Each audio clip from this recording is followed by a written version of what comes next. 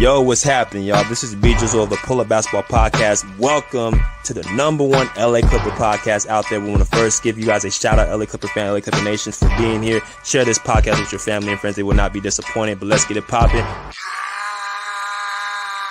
Pull up in motorcades. I got a show today.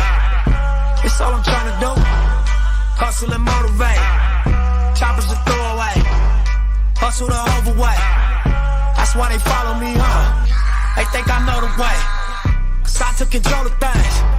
Ballin' the solo way. And if you pattern my trend, I make you my protege. Slossing that soldier race. Niggas don't know them days. Take you in back of the buildings. Make you expose your rage.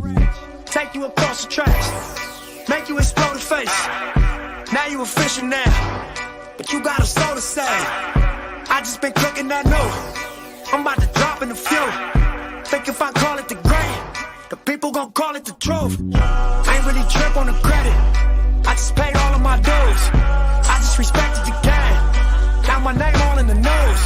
Tripping on all of my moves. Quote me on this, got a lot more to prove. Remember I came in this bitch, fresh out the county with nothing to lose. Don't nothing, no. On the ground, you. But I don't do this shit for nothing. No, not at all. You, but my money red, that you do. Oh yeah, so I don't do this shit for nothing.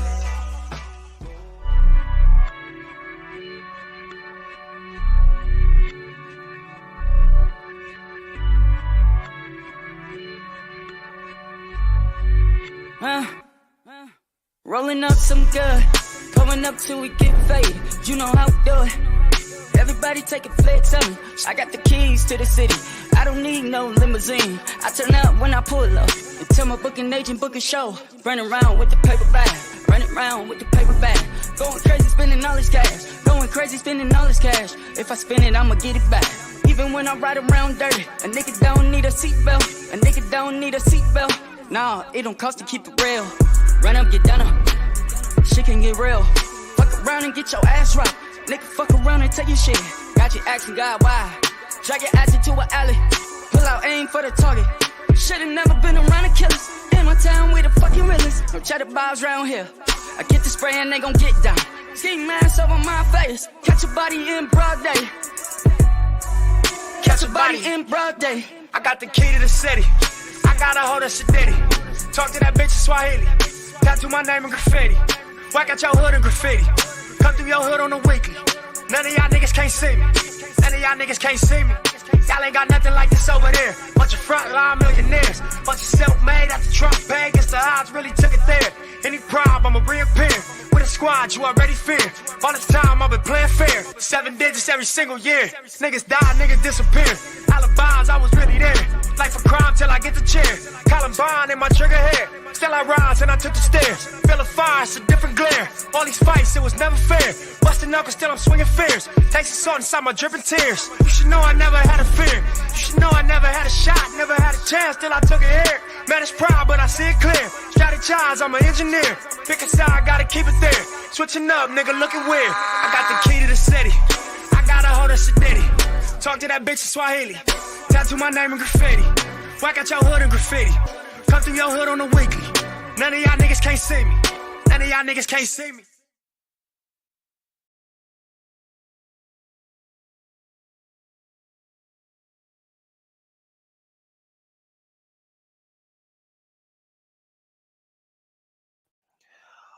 What's good, everybody? Welcome to the Pull Up Show. I'm your host, Mr. BJ Matthews, a.k.a. B Jizzle. Before we get started, follow us on the YouTube page, the Pull Up Basketball Podcast. Like, share, subscribe. All of our YouTube videos, hit that like button. Y'all come in here. Hit the share, subscribe. Hit that Cash App, $, Slick Rick 1991 Son. $, Slick Rick 1991 Son. That is our Cash App. Our Venmo is at BJ/MATHEWS/1. That is our Venmo. And then our Cash App. And last but not least, get your super stickers and super comments that are available. Very simple. All you got to do is hit that button that says thanks right below. You know what I'm saying? With the $ symbol, you guys can donate to the Pull Up Basketball Podcast to be a member for the rest of your life as well. Get your membership badges that are available. Let's get it going, man. Let's get into the comment section. We're going to get into this show, very, very high impact show. I want to talk to y'all a little bit about. Clip Game TV said first, LOL, salute, pull up basketball podcast. Great game. I love loving our benches being more. OKC lost to the Nuggets. West wide open. Go Clippers. West wide is open. Tuna Sports said, BG, need to change your finals pick from Philly. They are mesh right now, but the season's still young with no Embiid. Yep, you answered your own question, so that's why I can't change it. He said, bench is being utilized more. I'm loving it. Yes, sir. Alan NG said, maxing out for multiple weeks. I'm going to talk about that as well. But hopefully, Maxey gets back on the court. You hate to see injuries. But as y'all come in here, man, make sure y'all smash the like button. We got LA Clipper talk right now. We're going to talk about last night's game as the Clippers defeated the Philadelphia 76ers 98-110 at home at the Intuit. Then we're going to talk about how the game went, the game analysis, Paul George's return, just the reaction and stuff like that, and also a lot of other things. But we're going to get into, like I said, the game. And before I get started, I want to make sure I make this clear. All the interviews that we're doing, I did an interview with Adam Oslin yesterday, if I'm not mistaken, yesterday morning. And, he's the Clippers reporter, one of the Clippers reporters. So he definitely graced the podcast yesterday. So always, great to have Adam on the show and other Clippers insiders and things of that nature. Had him on for, a period of time. So I want to talk to y'all a little bit about that. And I want to, go into just basically y'all continuously check out the vids that we got going on. But let's get into last night. The Clippers defeated the Sixers 98-110 to go to a 4-4 record. Right now, I believe where we at in the seeding, if I can pull that up. I'll pull it up later. But we're gonna talk about what happened last night, what I saw last night in a nutshell, to kind of put things in perspective of actually what happened. So yesterday, if we look at the statistics, for the Clippers, we got Derrick Jones Jr. started, Ivica Zubac, James Harden, Terrence Mann, and Norman Powell. That's the starting five. And we look at the numbers and we look at the statistics. It looks like right here we got Derrick Jones Jr. with 14 points, Ivica Zubac with 15, James Harden with 18, Terrence Mann with 7, Norman Powell with 26. Norman Powell led all scorers in the game as well. He was 8 for 10 from the field, 6 for 8 from the three-point line, and 4 for 4 from the free throw line. Norman Powell, great overall game from him. Had 6 assists as well. Helped, on the scoring aspect, and looks like he helped on a little bit on the playmaking. So that was the starting five. Coming off the bench, we had Amir Coffey with 11 points. Again, like I keep saying with Amir Coffey, man, I love his game. Best two-way player that I think we have currently on the roster. I love what he's doing with the squad. So all respect to him. 4 for 8 from the field, 2 for 3 from the three-point line, 1 for 1 from the free throw.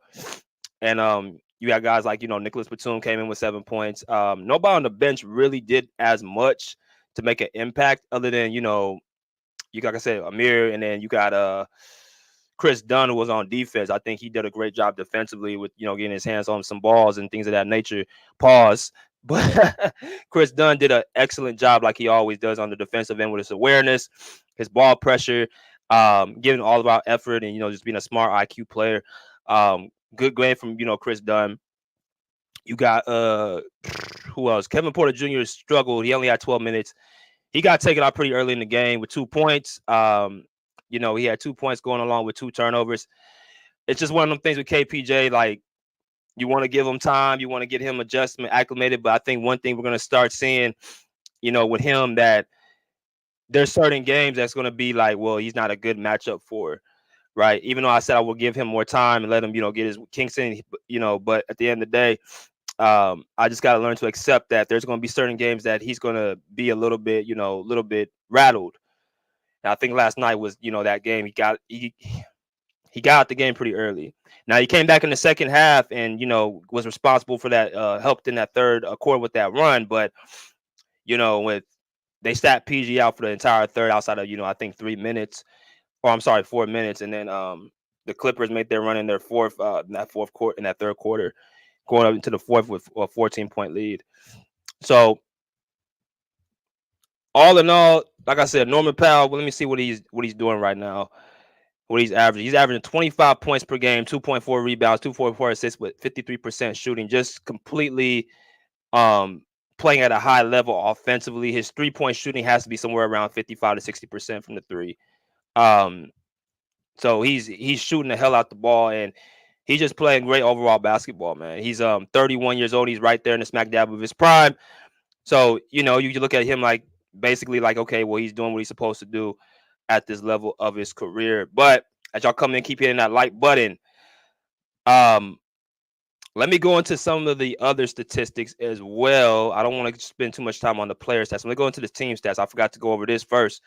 But you look at the team statistics right here. You got the shooting percentages by both teams. Philly 54% to the Clippers 56. 28% from three for the Philadelphia 76ers to the Clippers 42%.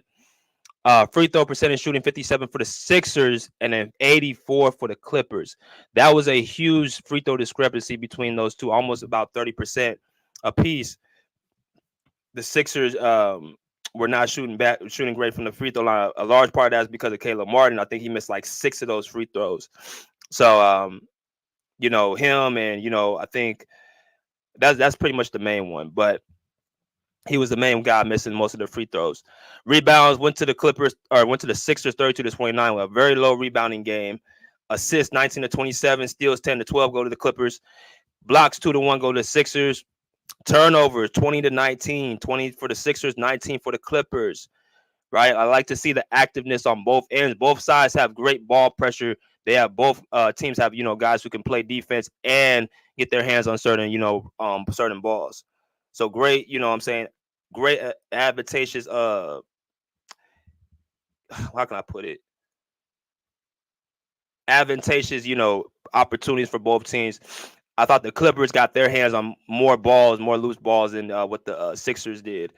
As far as, you know, Chris Dunn, and then you had Terrence Mann, Norman Powell, things of that nature. So, I mean, in the largest lead for the Sixers was 7, for the Clippers was 22. It was a pretty much back and forth game. It was tied at halftime, I believe, at 51, if I'm not mistaken. Let me know if I can do math. 51-51 at halftime. And then the Clippers presumed to pull away. They led by 9 points early in the top of the third quarter. The Sixers got back into the game. They were down by only 2, and then the Clippers came back again and led the team back to what they were to 14 points at the end of the third quarter. All right, so like I said, some of the things that I'm starting to see, I'm gonna start off with some of the players. I'm gonna start off with James Harden. So James Harden last night had, let me see if I make sure I get this right so I don't mess anything up. James Harden had 18 points, went 5 for 15 from the field, 1 for 6 from the 3, 7 for 9 from the free throw line, 4 rebounds, 6 assists, 6 turnovers. Okay.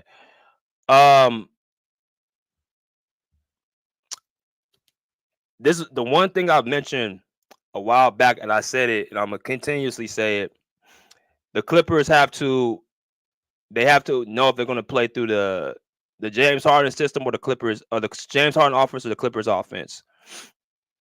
And game by game, I think since the Spurs game, they've really started to move away from this James Harden offense and went to the Clippers offense. So that means what? That means more opportunities for other guys to get shots. James Harden only shooting, well, he shot 15 shots last night, but he only made 5 of them. And he made 6 threes. He takes 6 threes and only made 1 of them. So they're starting to slowly remove themselves from this type of offense. And that puts James Harden in a position where he has to do other things, or he has to just simply get out the way. And as I'm watching every single game from Harden as of late, he's becoming more and more like a role player.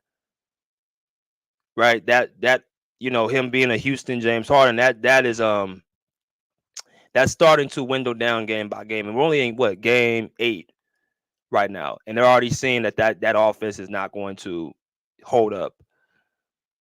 Now, I asked my friend, my homeboy, a question the other night. I said, all right, bro, so you got Kawhi out. You know, PG's obviously not here no more. And this is the guy that we tried to, you know, ride on. We tried to say that this is going to be the guy that leads us. Well, if the Clippers are starting to see that this is not going to be the way for us to win games, and James Harden doesn't have the ability to carry like he was in Houston, as far as, you know, his scoring and assists. I mean, look at his field goal percentage shooting right now. Right now, James Harden's field goal percentage shooting is somewhere around 30% from the field, and I believe 20% from the 3-point line. Right. Let me make sure I put this up on the screen so I don't mislead y'all real quick. I just want to put it up so I don't make no mistakes. As y'all come here, smash that like button. So right now, James Harden's averaging 20 points, 8 rebounds, 9 assists, and 37% from the field. So they start off with the Harden offense at the beginning of the season, like the first few games. He's getting the majority of the shots. He's having more control of the basketball, this, that, and the other. And then they started slowly moving away from that the last 3 games. Right. So I'm looking at him being a 37% field goal shooter with more shot attempts. That's showing me that he's not the same James Harden he was in Houston. And James Harden in Houston, or even hell, James Harden in Brooklyn, he's averaging 20-something points on about 45-46% shooting from the field. And he's certainly not shooting around 25% from the 3-point line. Because of his lack of getting past defenders like he did before, is making him having to shoot a lot more contested 3-point shots, which is making him more inefficient, which is making him look more and more like a role player. So I asked my boy, I said, okay, well, if that's the case, is that a good or a bad thing that he's becoming a role player? And he said, of course, it's a bad thing. Well, I'm like, okay, then that's why I'm saying, like,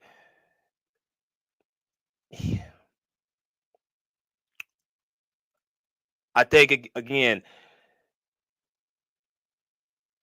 it can work against certain teams, but against the top teams, they have 2 stars with good role players around them. So those are games that I think is going to be a little bit more challenging for us to win. Now, we got a good stretch of games. We got Toronto coming up. We got Sacramento coming up. We got OKC on the road. We got Houston on the road. They have a winning record as well. We got Sacramento again. We got Philly again. That will be when Joel Embiid comes back. And then, Paul George will be off the minutes restriction as well. You got Boston on the road. It's going to be a hell of a stretch coming up in the next 2-3 weeks. But against teams like the Spurs and against teams like, Philly, who have minutes restrictions and, not their best player, then you can probably ski by. But I'm interested to see how the Clippers are going to handle this now that James Harden, they've pretty much lessened his role. So as y'all keep coming in, hit that like button. So Harden, 18 points. Let's go to Big Zubac, because it's something else that I'm starting to see as a pattern. Let me make sure I got this right as y'all come in here. Where is that? Sorry, y'all. Zubac last night. What do you have?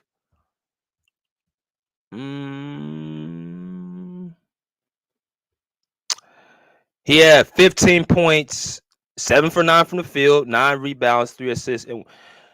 So the big question is that Zubac, and I'm gonna put his stats on the screen so y'all can see, so y'all think I'm lying. Put his numbers up so people think I'm not lying. Y'all know I always put stuff on the screen. So he's averaging 17, 12, 2 assists, and 55% from the field. So he is definitely a serviceable big. But the question, this is a very, it's an interesting question. How good is Ivica Zubac when he's featured? Now, 9 shot attempts yesterday. Obviously, that's less than James Harden. That's less than Norman Powell. Hell, I think that's even less than what's his face? No, that's not less than him. But again, like I keep telling y'all, Zubac has to be either the first or second guy getting the most shots, and then James Harden falls at the third. I'm not going to keep feeding James Harden when he's inefficient. I don't know what that whole thing is with that, but they're feeding James Harden continuously making him shoot when he's inefficient. When you got this guy who's shooting 55% from the field, who's getting like somewhere between 10 and 11 shot attempts a game, if that. So how much more time could it be before before that they start seeing like, okay, Zubac needs to be the guy featured with the basketball. How much more time are we going to watch every single game after game? He shoots 55, 60% or 7% from the field, and he still doesn't get the most shot attempts. How many more games are we going to keep seeing Zubac basically doing more with less before we start seeing that, this is the guy who needs to get more shot attempts? Because it seems like it's like a broken record over and over that he's not scoring as many points. He's not doing this. Well, it's a constant thing. So is it something that either James Harden is not passing him the ball, or Ty Lue is not calling offense or play calling enough for Zubac, or is it the defense? We gotta start looking at the defenses basically doing something, taking away from Zubac being more active, taking away the pick and roll, helping more in the post. Some people even say Zubac is not what you call a person you can put as the center of your offense. I think you can use Zubac throughout the game in certain instances, but I do agree his skill level is not pertaining for him to be the number one offensive feature as far as, just give him the ball and get the hell out the way. I think you have to use that in spurts, but for him to get 9-10 shot attempts and he's shooting that well from the field, you have to ask yourself the question: is this something that's in design, or is it something that they're just not giving him the ball, not enough touches?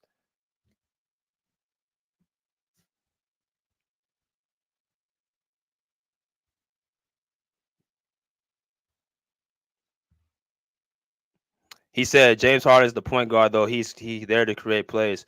I can't tell because he's shooting the ball more as a second option. And again, I wouldn't have an issue with it. I wouldn't have an issue with James Harden shooting more shots if he was efficient. But if you inefficient and you shooting more shots, that means you shouldn't be shooting the ball like that. So you saying like he's the point guard, he's there to create plays. Well, his plays are being created for Zubac, which the pick and roll is not always going to be there. And then I keep saying it over and over. You can't be turning the ball over and call yourself a point guard. You can't tell me you have 6 turnovers in the game, and then you have 6 assists. That's not taking care of the basketball. So I don't know if is he there to be the point guard, or is he there to get his own shit off? He said, bro, Zubac's a center, bro, and his shot die is at the rim. If Zoo ain't at a 60% clipper, it's not feasible.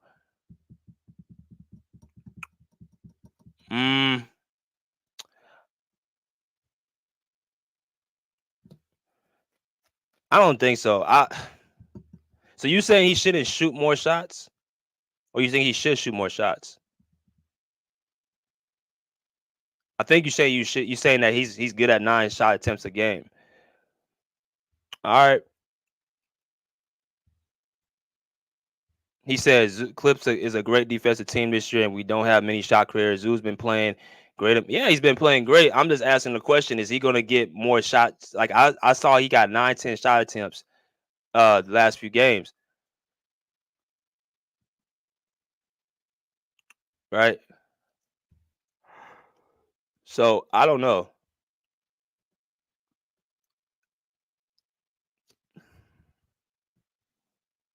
He's saying no, he shouldn't be the number one option priority offensively.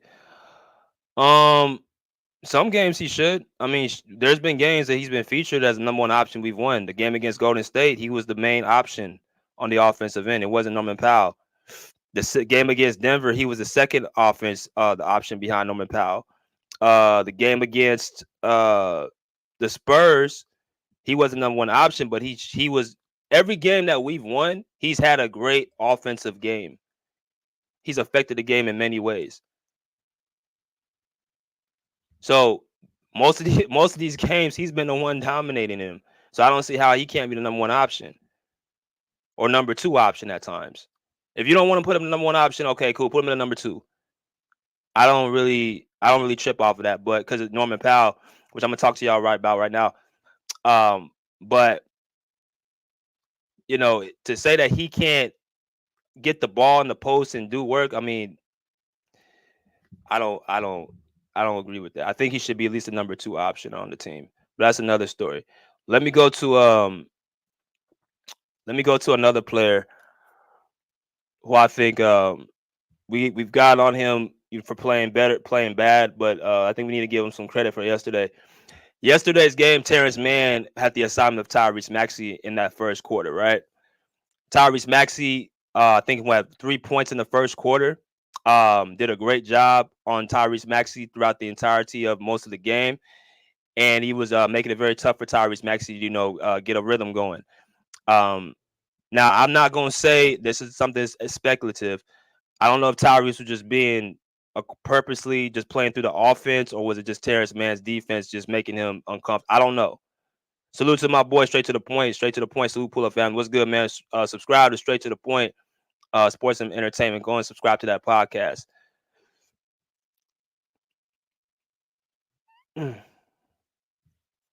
So, okay, Andre, I know. See, you must be a Harden fan. He said, "What are you seeing now is conserving energy and being more aggressive in the second half." What I'm seeing is he's shooting 30. He's still shooting 30% from the field, 25% from the three. So yeah, he may be conversing more in the second half, but he's still inefficient. But so I'm just trying to get you to see he is not. His scoring ability is not as effective as it was in Houston. He shouldn't be skidding up that many shots if he's not going to be efficient from the field. Some of them possessions he puts up gives the other team momentum back in the game. That's why I'm telling y'all he's looking more and more like a role player. 5 for 15, 4 for 18, 1 for 6 from 3, 2 for 8 from 3. Like, bro, you slowly converting back to a role player. And if fun fact, you guys don't realize James Harden came into the league as a 6-man. So if I call him a role player, don't get offended. Please don't get offended. But back to Terrence Mann. We gotta give Terrence Mann some credit because people been on his ass for the last few games. Give him credit for when he did well. I thought he did his assignment very well yesterday, even though he wasn't offensively. Making an impact. His assignment was to guard Tyrese Maxey, and he sure as hell did that in the first quarter. And I think he played 21 minutes yesterday. So when he comes out and says, "Well, my whole idea ain't to score the basketball," then he's making a good statement. Like he's not there to score the ball. He's there to play defense on the top guard. So you got to give Terrence Mann his credit. Chris Dunn, I thought came into Chris Dunn is he's a vet and he's a guy that knows what he's supposed to do. He comes into games. If you want him to start, he can start. If you want him to come off the bench, he can come off the bench. If you want him to bring the energy in the second half, let him bring in the second half. If you want him to do this, that, and the other, he can do it. Right? So I liked what I saw from Chris Dunn yesterday.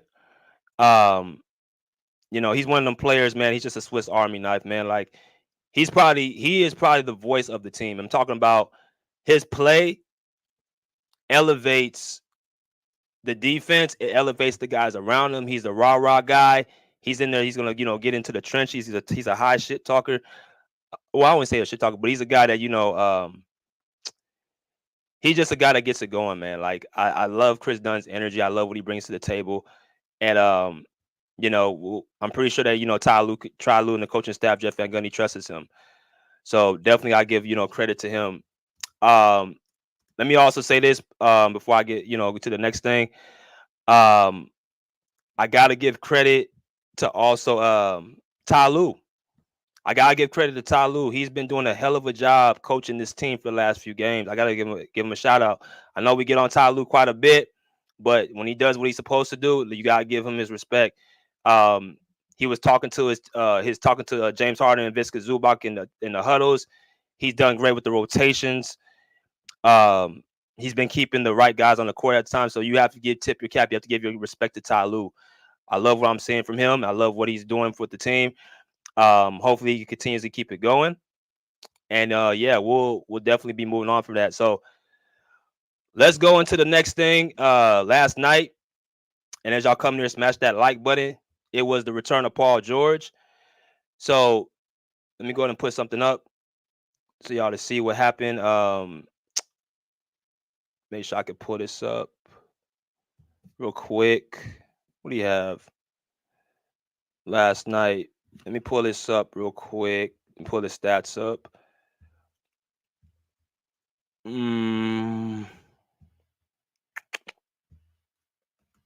I'm disappointed in myself. So PG had 24 minutes, 7 for 9 from the field, 2 for 3 from the 3-point line, two from the free throw line, 7 rebounds, 2 assists, 3 steals, 1 block, and 4 turnovers and 18 points. Okay.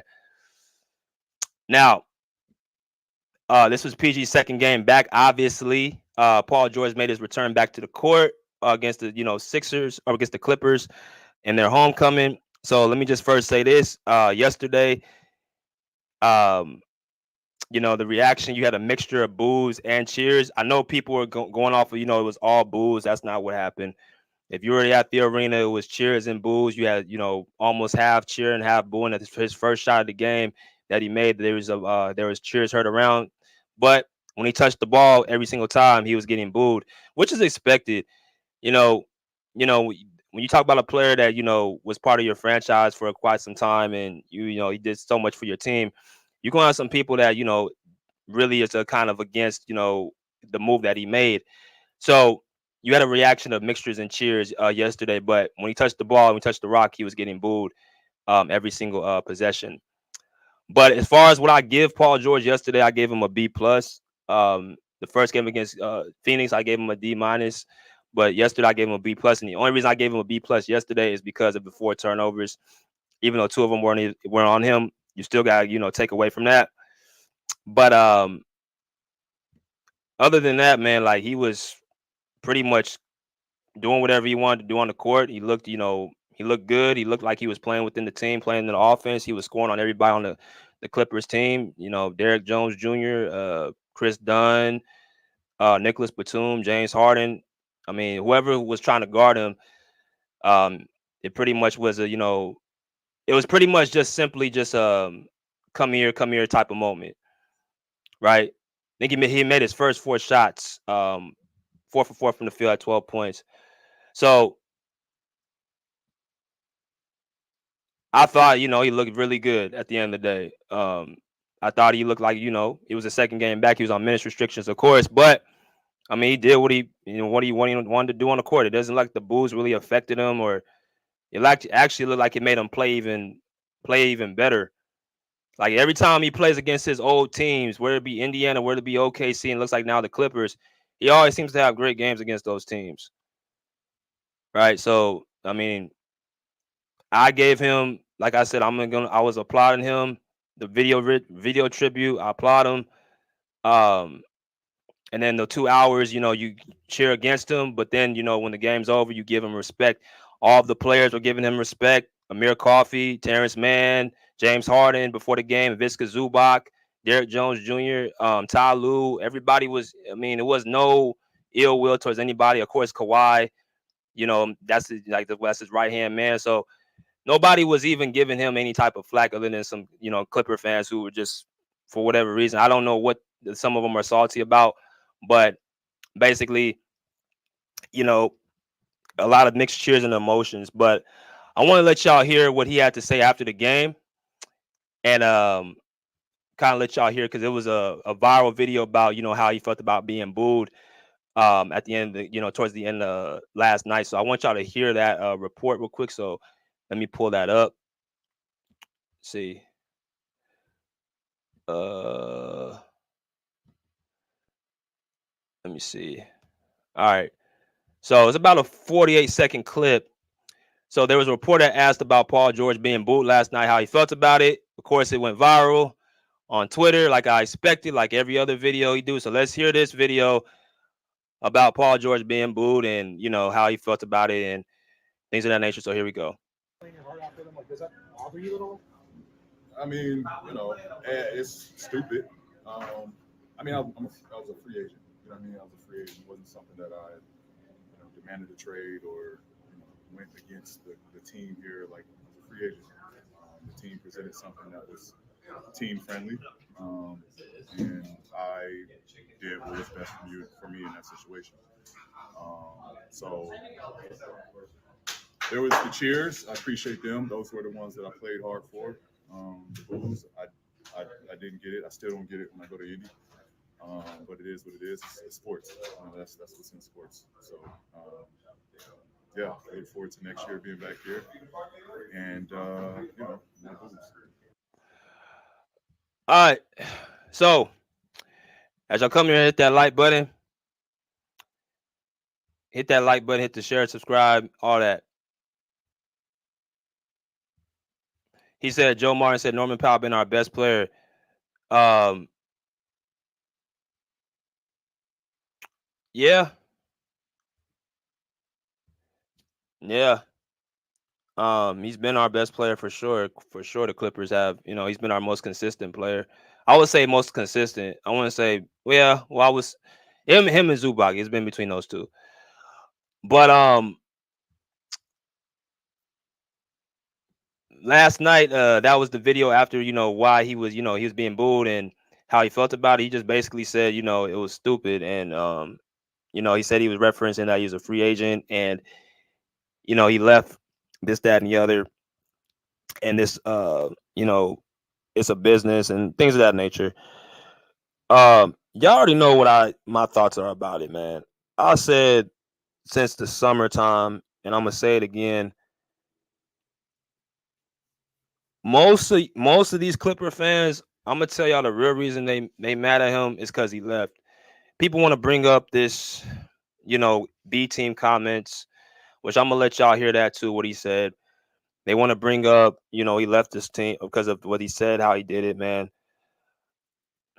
All that's bullshit.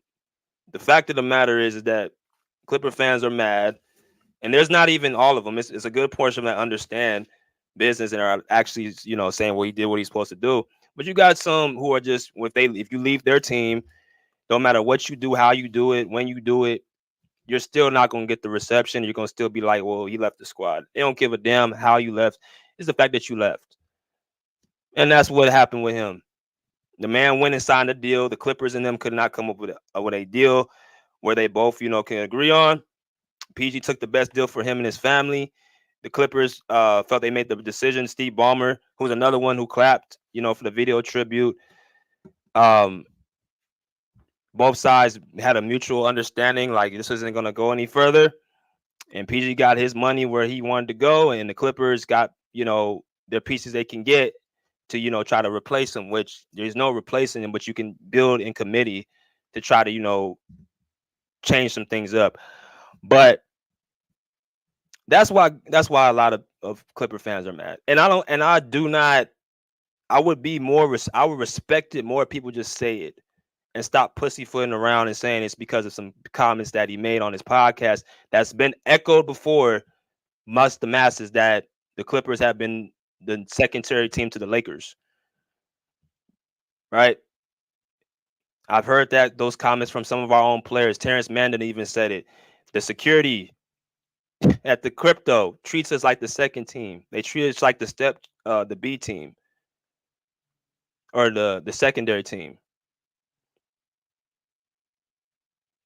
A lot of people have echoed the same. I've seen it firsthand how they treat us compared to the Lakers when I was at crypto last year. Shit ain't new. So because he left, and because a lot of people were mad that he left, they want to cling to that. That's the reason why.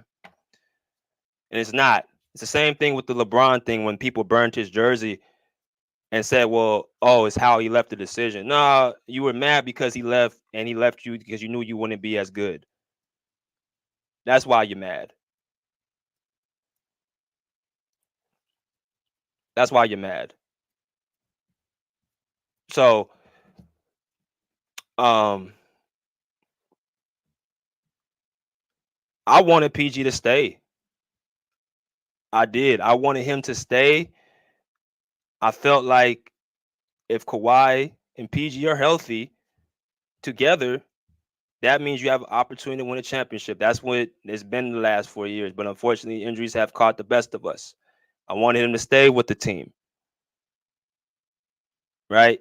Me and probably other one or two people here have really been, really sticking up for him. But I understand life doesn't stop because one of your players leave your team, and then we gotta go to this judging somebody's character and saying that he was trying to manipulate the Clippers and he was trying to do all this bullshit. Um that's looking at it in an immature way. I want him to stay, but I took my step and I said to him, you know what? He got something. He got his deal. He got the money that he wanted it. He got the deal that he wanted it. He felt like the Clippers didn't give him what he deserved. Get your money and go, bro. That's it.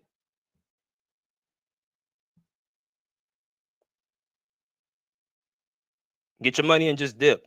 And I'll shake your hand, bro, and good luck to you. See, a lot of y'all look at these athletes as just, robots and shit, and they just for your pure entertainment. And as soon as they don't do what you want them to do, then you turn your back on them and say they weren't worth a damn. I'm telling y'all, if and I'm calling it now. And it's already started with Kawhi. You got Clipper fans already talking shit about him. Well, he doesn't want to play. He's always hurt, holding his back. He's hurt, this, that, and the other. I'm telling you, if Kawhi leaves, and God forbid he don't, if he leaves or he chooses to dip, you're gonna have a lot of people still having the same reaction towards him. It doesn't even matter the player.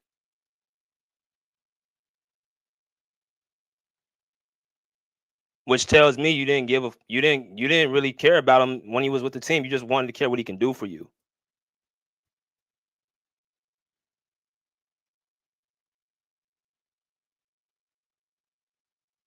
If somebody gets on you because you took an opportunity to make a better deal and more money and you're mad over that, something's mentally wrong with you. But you know something else?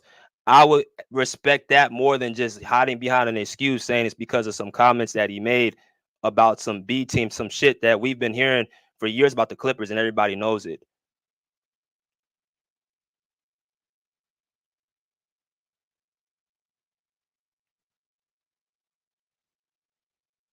He was right. It is stupid to boo. It's stupid to boo if it's out of the lines. I get it when it's in the lines. If you're during the game, it's cool. But other than that, man, like if you're still holding some type of shit to him because after the game, I mean, that is crazy to me. That is crazy to me. A lot of y'all will go if y'all get a better opportunity somewhere else at your jobs or your companies, you think you're gonna stay there and be like, I'm gonna just get $30, $40 less an hour or $40,000 less, and I'm gonna be loyal to this company. You damn idiot.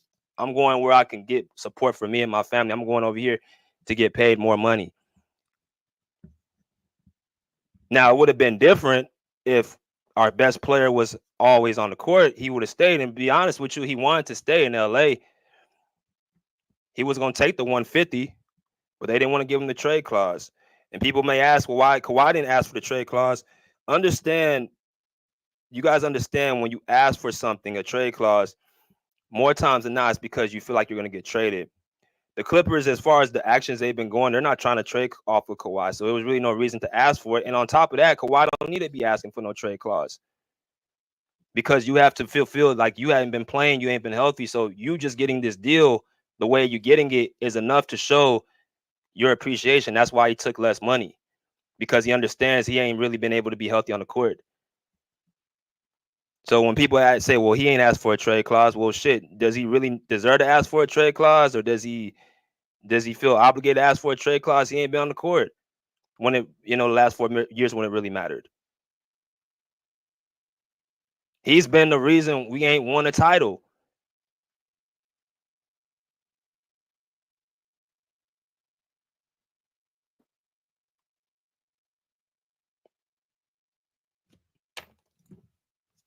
And again, the Clippers don't have expectations to move him, but with PG was different.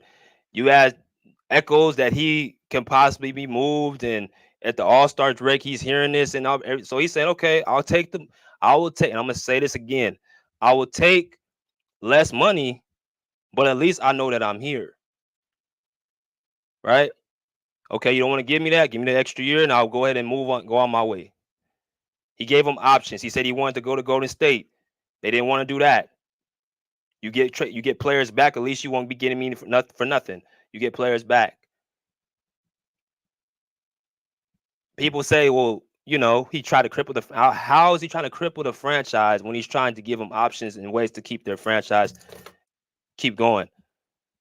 So again, it ain't no reason more than just the nigga left the team. He ain't a malicious person. He ain't a bad dude. Everybody who's around him says he's good to get around. I've been around him. He's a likable cat. There's really no reason you don't like. You just have something hateful only to the point that he left. That's really what it is. Because if that was the case, his teammates would have animosity towards him. This ain't no Katie and Russ where Kevin Durant leaves and Russell Westbrook and the teammates OKC hates him. It's a bunch of idiot fans. I'm gonna call it like how I see it. Bunch of idiot fans who don't understand business, and that he took the deal that was best for him. Every last one of his teammates gave him dap after the game. So if they're not mad, why are you mad?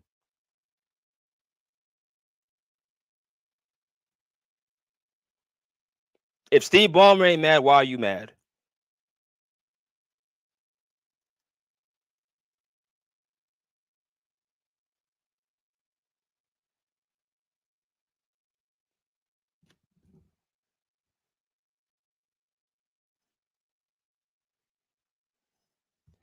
PJ talking about some casual. Yeah, a lot of them are. Thank you, Mo Hosen. A lot of them are.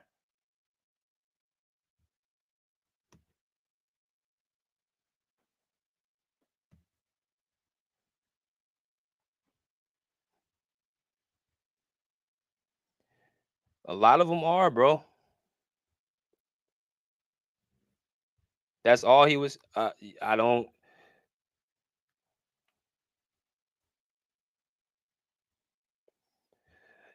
You've heard Mo. No offense, brother.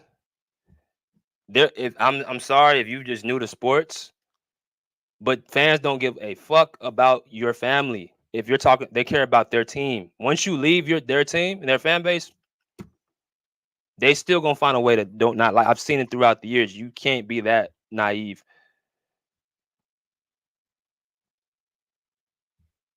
He said, "Please leave McDonald's to go work UPS the time, bruh." So, like I said, man, I give him all the respect, all the love. He got us to our first conference finals. I know people say, "Well, Kawhi got us in that game against Dallas." That's definitely true. But as far as 2021, which the Clippers fans remember, that was PG's playoff run. That's the thing I see. He got us there. Um, he been leading us for years that he shouldn't have even been really the number one option. He's been he gets it, he's number one option, but he's been doing carrying the weight when best player ain't been there. I got him as a top 3 Clipper of all time. So I mean, what else can I say?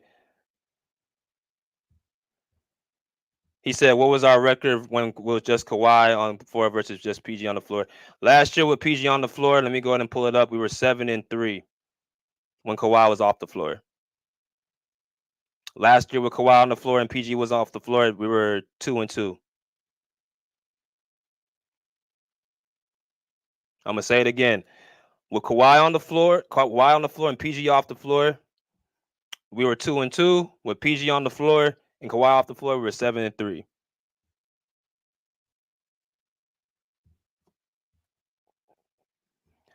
Let me go to the next comments. I'm gonna go ahead and let some people in. Let me ask this question: has Norman Powell been our best player, or has it been Ivica Zubac? Who y'all feel like has been our best player so far? Norman Powell or Ivica Zubac?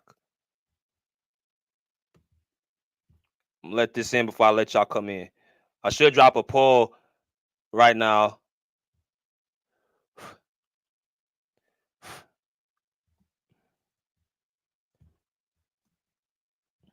Do y'all feel Norman Powell's been our best player, or Ivica Zubac?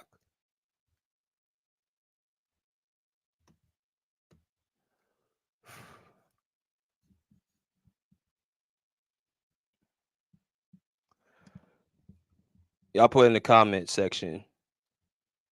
He said it should be Zubac, but Norman been doing work. Okay. He said Powell and Zubac. That's tough.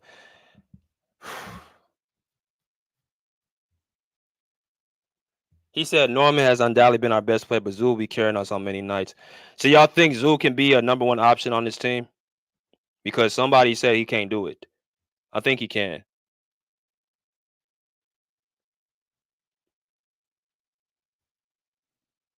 He said Norman has been our undoubtedly, but Zoo. Yeah, I mean offensively, if you look at it. Michael said PG is the greatest Clipper. Kawhi is the greatest player to ever put on the Clippers unit. I agree with that. That's a fair. That's a fair observation. But he said I got Big Zoo. Let me drop the link for y'all. Let y'all come in. But I like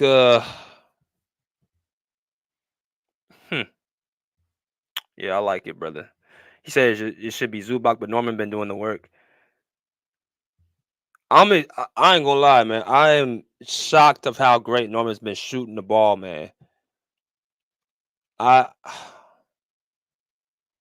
been shocked of how Norman been shooting that ball.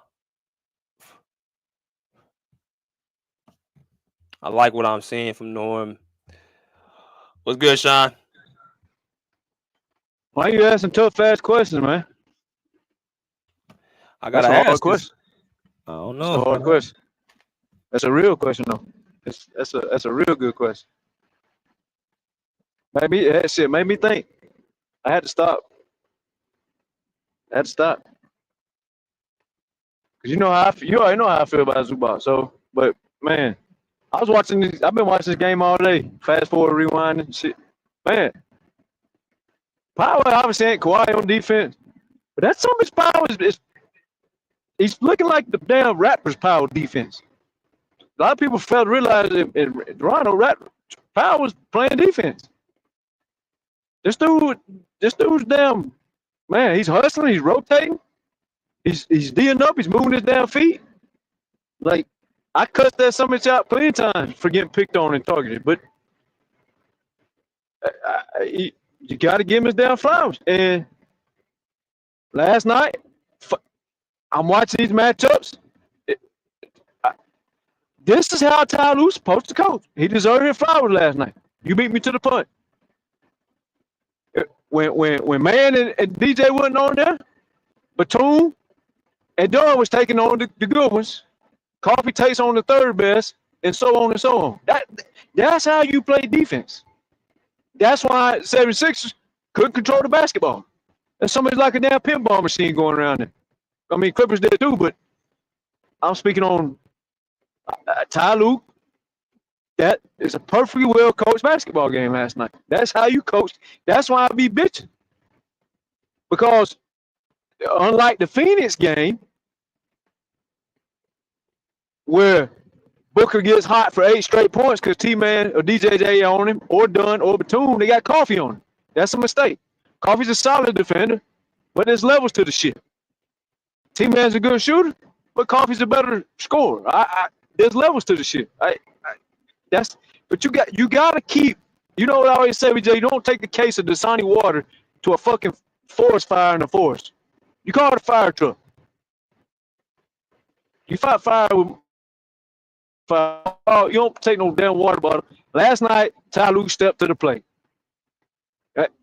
I give him his flowers. As much as I cuss him out, well coached game. Coach game.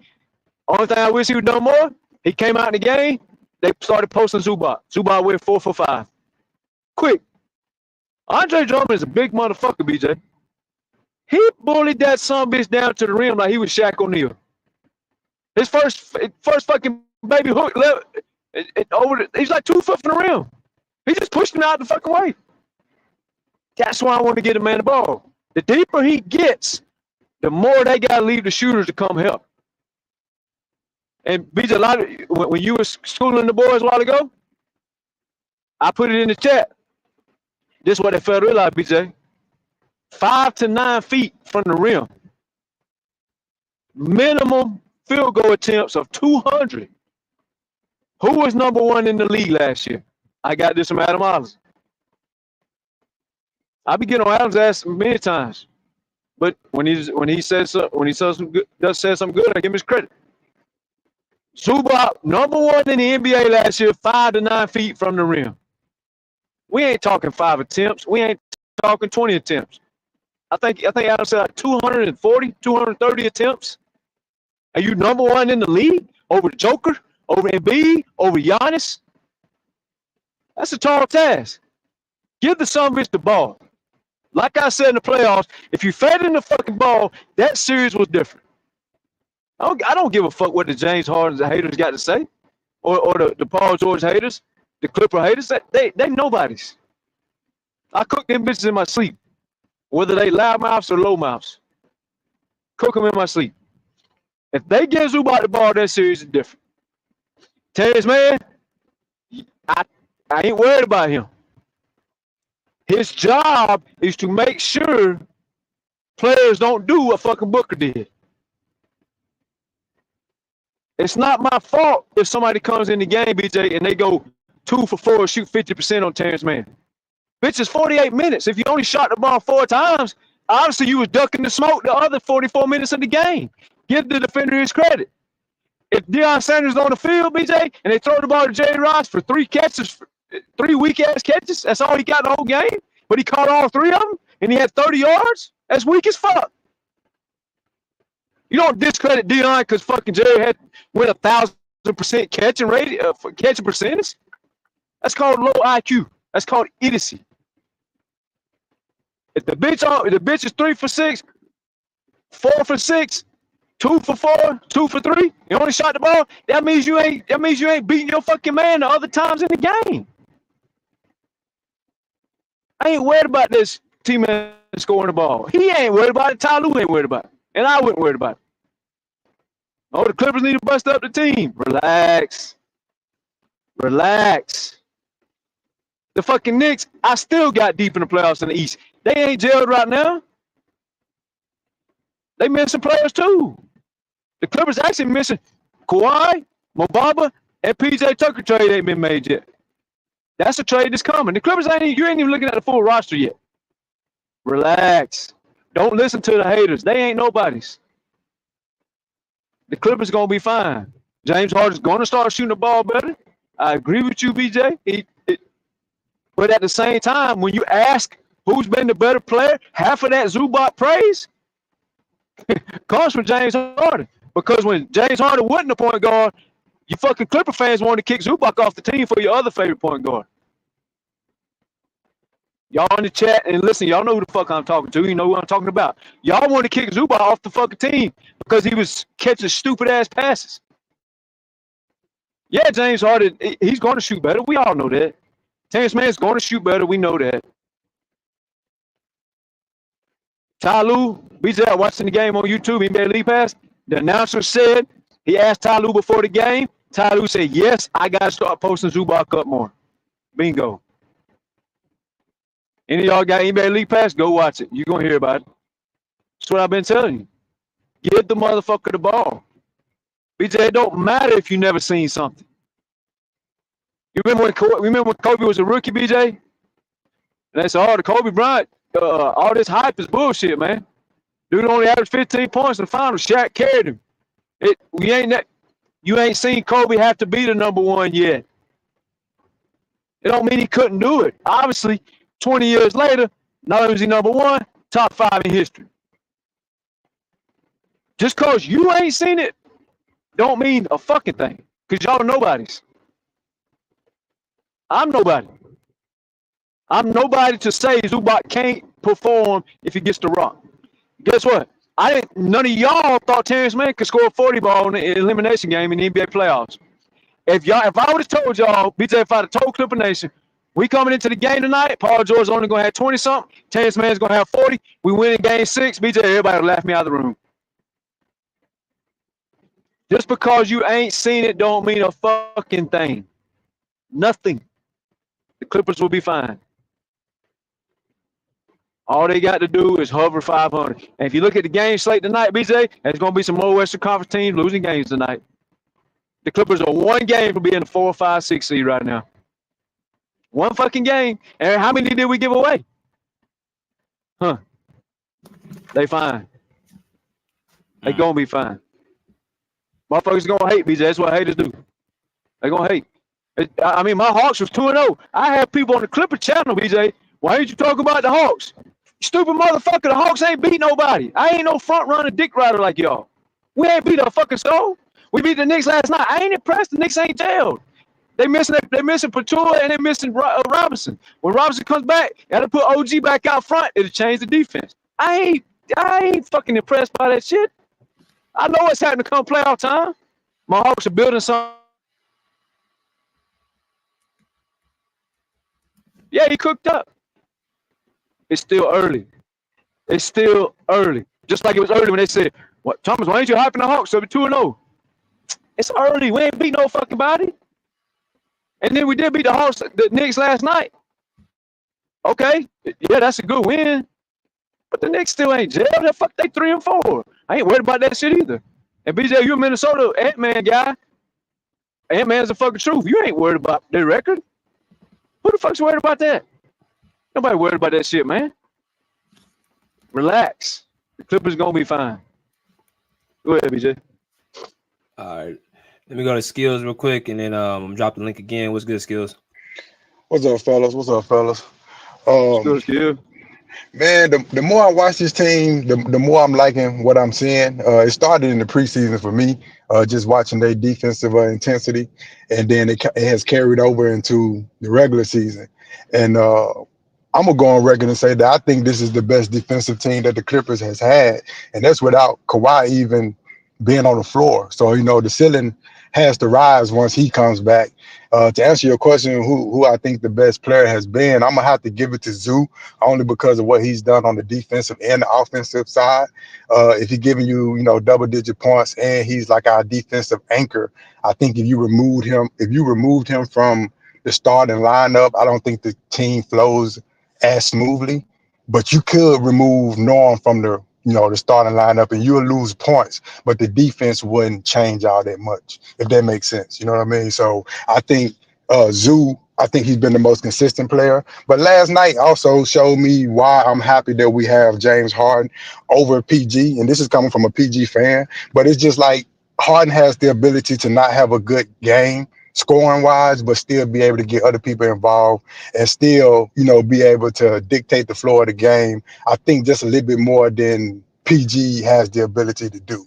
And I think also when you're looking at this team, looking at Zubac, I think Zoo has always been this player. I just think when you have 3 All-Stars, 4 All-Stars, if you count Russell Westbrook, you just don't get as many touches. The more touches you get, the more opportunity you have to make buckets. I mean, it's not really rocket science. It's just if I get more touches, I get more opportunities. And I think Zoo is just, because he's always had the overhand right hook, the overhand left hook.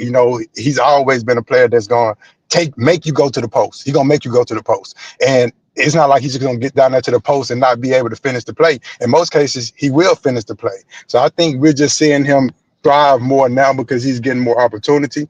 But this does beg a question, though, because I'm looking at the lineup now, and I'm like, who going to go to the bench with Kawhi when Kawhi comes back? And the obvious answer, everybody would say T-Man. And I kind of agree with that to a certain degree. But at the same time, like when I'm looking at it from a deeper level, I'm like, who is the scorer off the bench? And if we have 3 scorers in Kawhi when he gets back, I don't want to start taking the ball from Zoo. I want Zoo to continue to get the ball. And then you have, let Harden fall back into that natural third option position.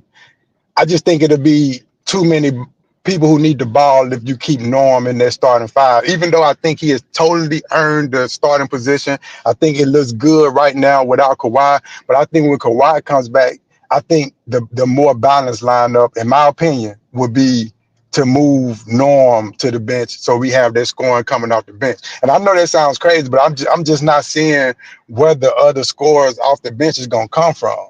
and I don't want to start taking the ball from Zoo when Kawhi comes back.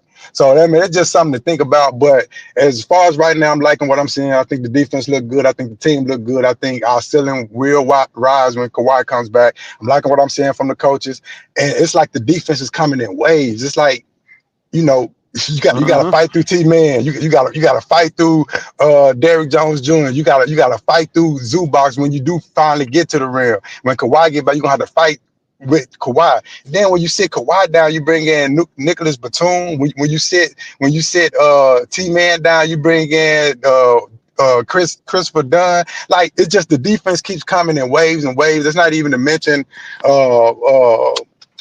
Amir Coffey. Like, all these guys are good, solid defensive players. And something that I noticed this year that I haven't seen in past years, and which is why I say this is the best defensive team that we've had, is when the other team scores or goes on runs, I don't see any of our players with their heads down. I don't see them pointing at each other like, oh, I don't know what happened. And, oh, it's none of that. It's literally just on to the next play. Lock up, half court, get on them, get in the passing lanes, active hands, put your hands up, contest shots. Like, it's not any of that soaking that I would always see. Like, you know, they miss a couple of defensive assignments in the past. You see Russell Westbrook looking at his hands like he don't know what's going on. You see Paul George with this puzzle look on his face like he don't know what's going on. And shit, what's going on is y'all missing defensive assignments. That's what's going on. But like with this team, it's like all that shit been cut out. And like, even if you look at the 8 games that we've had, all of these games have been competitive. Like, it's not one game where I'm just like, oh man, we just got our ass whooped. Even in that OKC game, that game was competitive up until the point where it wasn't. And we can clearly identify why the game got away from us. But the first quarter, second quarter, man, that was a close game. And that's the number one team in the West. And I'm just thinking about what the team is going to be when Kawhi comes back, when Mo Bamba come back. I personally don't think we even need to make any moves. I think we stacked from every position. If we can get somebody for PJ Tucker, cool. But if we don't, I'm not really stressed about it. I like the team as is. I think they'll continue to get better. And, you know, we'll have this conversation again mid-season. Hey, I got a question. So, Skills, you say this is the best defensive team that we've had? That I've seen since I've been watching. Now, granted, I've only been watching the Clippers since Kawhi and PG got there. Is this the best team? I ain't gonna say this is the best team. This is the best defensive team, though. Okay.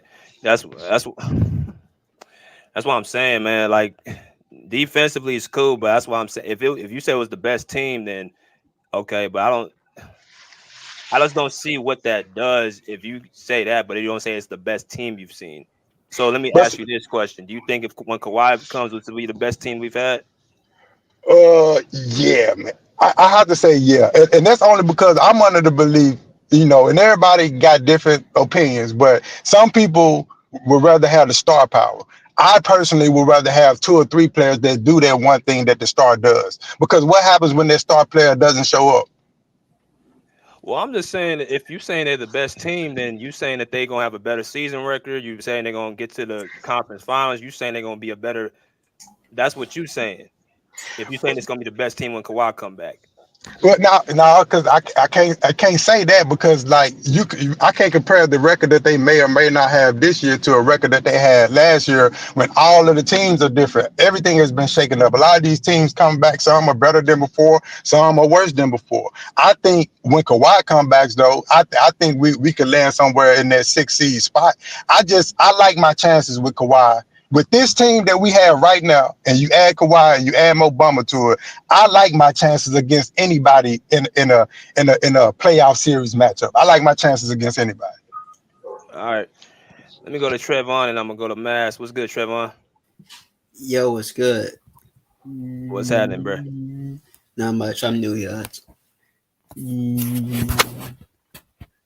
What's good, Trayvon? Not much. I think Harden. I think Harden's gonna get his chops up soon. He just been a little slump, so I hope it be good. What else? What else you got? Well, Kawhi, I don't know when Kawhi will be back, so let's hope not. He will be back mid-December, but let's hope not, because I don't really feel we faced we're gonna be facing tough teams in the West. So I don't know if we're gonna have a win back up by then. So yeah. All right. Let me go to Mass. What's good, Mass? What's up, fellas, man? Hope everybody's doing cool. Awesome win last night versus 76ers, even without Joel Embiid. That's a good team over there. You know, you got Paul, you got Maxey, and they got some pretty good role players. And so it was good to see the Clippers offense explode in the second half. Their defense is going to be good all year long because you got some defensive guys over there. My thing is, can they just be consistent? That's all, right? Without Kawhi Leonard, they're going to win some games. They're going to lose some games. I think they're going to hover a little over 500. The expectation is when Kawhi gets back, and I think here's where me and a lot of Clipper fans part ways. I don't think he's the same player, and that's okay. I mean, that's to be expected. I mean, he's come off of a long delay. He has a knee injury. He's had a knee injury, so I'm giving the benefit of the doubt when he comes back. He should be healthy, but we don't know his timing. We don't know how guys need to adjust to him, and so I think a lot of people just feel like he's a savior.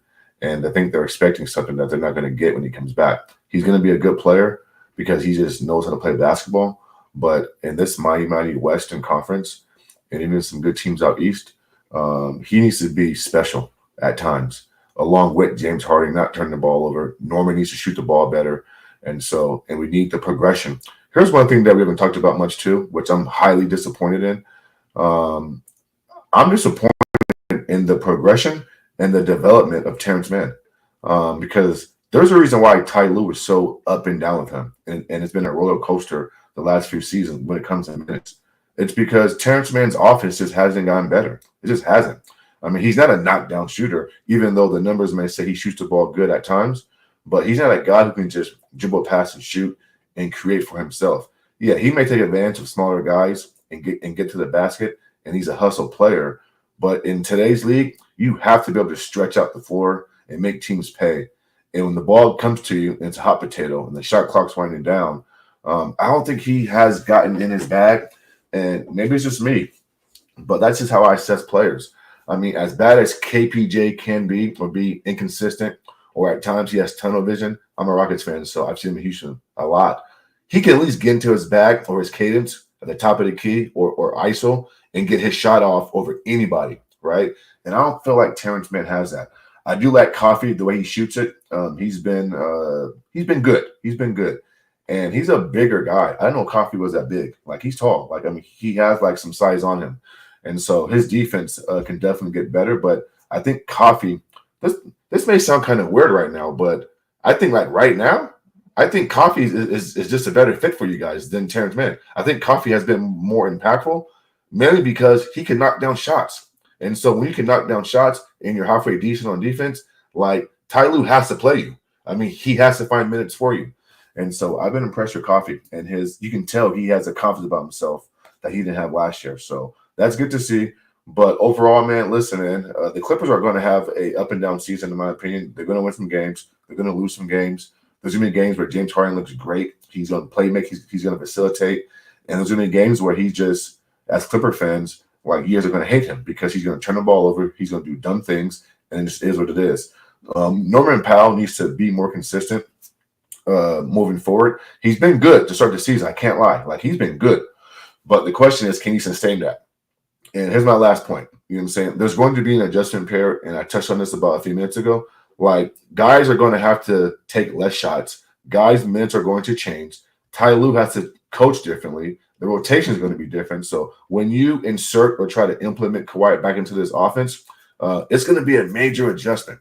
And so that's what I'm curious about, is when Kawhi comes back, how is this team going to adjust, and how long is the adjustment period going to be? But as of right now, what's today's date? Today's the 7th or 8th? Today's the 7th. The Clippers are right where they are supposed to be, hovering over 500, somewhere around there. They've been an average team. They've looked good. They look bad. It is what it is. I mean, like, they just don't have enough to compete on a consistent basis without Kawhi Leonard. So, but up to now, they're okay. I mean, they're doing what they're supposed to do. They beat a very good team last night. And so that was good to see. I watched the whole fourth quarter, and that was pretty cool. But, I mean, there's going to be some inconsistencies here. And, yeah, man, I think just we're just waiting for Kawhi to come back and see how he's implemented, and let's just see how Ty Lue handles this thing. And so we'll see, man. All right. Let me y'all can intervene now. I'm gonna drop the link if anybody else want to come in, but y'all got it. How do you feel about what I said about Terrence Mann, Thomas? I mean, was that a good assessment about how? It's Okay, when it's real. I would agree. Here's the problem, and you said it before. You said it without saying it. Coffee's defense can be better. Coffee is 6'7". He can't squat to the floor. To like, for instance, this is what a lot of people don't give credit to defenders, Mass. All right, so Massive, if you guarding me, and I come in the game, and every time I move, you bumping me, or every time I do come around here, you on my hip, I'm looking on my shoulder, or I'm eyeing you up, and I'm like, fuck it, I'm gonna pass the ball over here. At some point in time, Mass, I think you watch football as well. At some point in time, you got to say, man, this offensive player don't want none of Deion Sanders. They ain't throwing the ball over there. He's got 3 catches for 30 yards, but it's 4 quarters. He ain't done shit.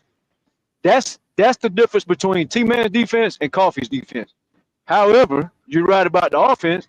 The way T-Man's playing on offense it leaves more to be desired for. You know, Right. I'm disappointed not elevating, especially after you got 47 million. Right? So the problem is I value defense more than offense. So I'm not sitting in for Coffee. But when Kawhi comes back, I'm starting to think this. Like, we all know Kawhi's gonna be on ministry coming back, right? If Powell was still cooking for 25 to 30 points, we might be in here having to give a fucking JM Crip gang his fucking praise. They may be better off. My skills, y'all elaborate on this, BJ. If Kawhi's only gonna play 20 minutes, like Mars mentioned, like I know, you might as well leave the starting 5 the way it is, and then worry about implementing Kawhi when you're gonna ramp him up to 35 minutes. Just let him come in as a 6-man, because he's only going to play 20 minutes to start out. We know that, right? Why mess up the starting 5? We can just bring him in on the bench with fucking Batum, KPJ, and Coffee. Let him work his offense with that unit, and because that unit likes to hang their hat on defense anyway. So ramp him up through the bench and then push him playoff ready about a month before the playoffs. Because, like I said, he's only going to play 20 minutes. There's no sense in bringing him in there if Powell's still being consistent, like he's, hanging 25 to 30 points. If he's still doing that, you might as well do what JM said. And JM said this shit a long time ago, and I laughed at the shit. But sometimes, as a grown man, you gotta say, hey, maybe he was on to something there. Bring him in as a 6-man, play his 20 minutes with the bench. And like I said, when you want to start pushing for playoff Kawhi, then you worry about implementing him into the starters later on. And I tell you this, Powell's defense it's back to the Raptors defense. Now, he's not Kawhi, he's not OG, he's not Caruso, but he has elevated his defense as much as I used to dog his defense out. That some bitch is moving his feet. He's hustling, he's rotating. Yeah, I agree. You might just want to cruise Kawhi into the fucking 6-man role and run it like that. What's up, y'all? Hey, really though, last year, that's when he really played. When we went on that run, he like you said, JM said that shit. I seen that shit too last year when we were going on that run. He was more like a designated hitter. You know what I mean? Like they'll bring the ball up, they'll run their action. 8 seconds left, give it to Kawhi, he'll hit the shot efficiently. And that's the best way to play him. Like, yeah, I mean, Norman Powell, he not scared of the moment. You know what I mean? And that's something that, you have to tip your hat off to him for, because he is a big shot maker. That corner catch and shoot that he was hitting last year, like an 80% clip, dog, that worked. That worked. That James and Zubac run the pick and roll. You know what I mean? work the defense. Then when they collapse, like Kawhi right there. You know what I mean? Sticking it. So, hey, when we went 26-5, bro. That's the way they were playing. Kawhi was a designated hitter. He wasn't bringing the ball up. He wasn't no 10 dribble ISO step back mid range. He was catching the ball and finishing, catching the ball driving, catching the ball shooting. So that's the way it's gonna work, bro. Take late tackles. It's a You different got roster more this defense season, with man. Derrick I mean, Jones. that sounds good, bro. I mean, that 26-5 run was cool. Y'all played some great basketball in that stretch, but it's a different roster. You know what I'm saying? I can't expect the same results, from that. Man, Norm is doing the same thing PG is doing. PG Norman Powell is having a good season, but Norm is at 25 plus every game. that's cool. And really, he's doing it right now. If Lou with his dumbass rotations would play Bones instead of KPJ, we'll probably be undefeated. Only lost one game. We've been up by 10 points in every game, and our second unit couldn't score because KPJ is out there clanking every fucking thing. If that was Bones taking those shots, we'll probably be undefeated right now. But Bones be missing his defensive assignments though, man. That's the problem with Bones. When? Bones ain't no better shot maker than KPJ, man. I mean, I like Bones. I don't understand. But all of y'all are right. Bones is definitely a better scorer. Or can be a better scorer. He's not a better scorer than KPJ. He's not a better scorer. But KPJ is also, you got to remember, KPJ is also beating rust off. So, however, the other guy's right. The other guy's right as well, because Bones has the most lackadaisical, confused, I haven't seen lazy ass defense that we've seen off the damn bench. His defense is just completely garbage. No, that's a narrative, bro. I've seen Bones breaking it in defensive lanes and all that shit. His defense I've seen that too, but the majority rules. Yeah, I'm talking about the majority, man. Like, I agree with you. I agree with you. He makes plays sometimes. But more times than not, he's caught sleeping. You don't get man. Powell was the one that was caught slipping. Fucking Bones don't get the Powell did too. Powell did too. I don't understand why Ty Lue's giving him the Rocco treatment. Everybody knows this nigga can play. Everybody knows he got the sauce, he got the handle, he can shoot it. You know what I mean? He's fast, all that shit. There's no reason he should not be playing. I don't see it. Because we don't know what's going on behind the scenes here. I mean, I watched the game. We don't know what's going on behind the scenes. I saw a huddle with the Clippers 2 days ago, and Bones Holland was off to the left all by himself, looking stupid. Because he ain't playing. Bro. This nigga know he's better than KPJ. So, it's not about. Hold on, bro. He is not. First of all, let's get one thing straight here. In my opinion, he's not a better scorer than KPJ. All right, KPJ right now. Points in his fucking league right now. How do you know that? And fucking Bones ain't played. How do you know that? Because, bro, we seen him play, bro. Last year he put 40 points up when he got the minute. You talking about one or two games? No, against Phoenix last year when we set everybody and Phoenix were playing all. That's what I'm asking you, bro. Are you referring to one? Are you referring to 1 or 2 games that Bones had a great game? That's all he plays. They don't get fucking. I can tell you. Let me tell y'all exactly when it was and what it was. The first 2-3 weeks of the season last year, Bones was the second best scorer on the team. But now it was only 2 or 3 weeks. But he was the second best scorer on the team, and here's why. Because Westbrook wasn't scoring. James Harden wasn't scoring. He wasn't on the team. He was eventually, but Norman Powell was wetting the bed. Bones was out playing Norman. Ty comes out publicly 3 weeks into the season for no good reason and said it publicly. He didn't even do it professionally behind the scenes, which I have a problem with. He comes out publicly and bench Bones in the middle of Bones having a 2 or 3 week great run, which is what the guys referenced to when he hung up the 40 ball. It was for 2 or 3 weeks. It was a short sample size, but he was out playing Norman by a long shot. And Ty just said, "Nah, you ain't finna embarrass my boy Norman. You getting your ass on the bench, Norman. You take over the thing." That's when it was. No, that's when it was. That's when we benched him. He was playing before we traded for Harden.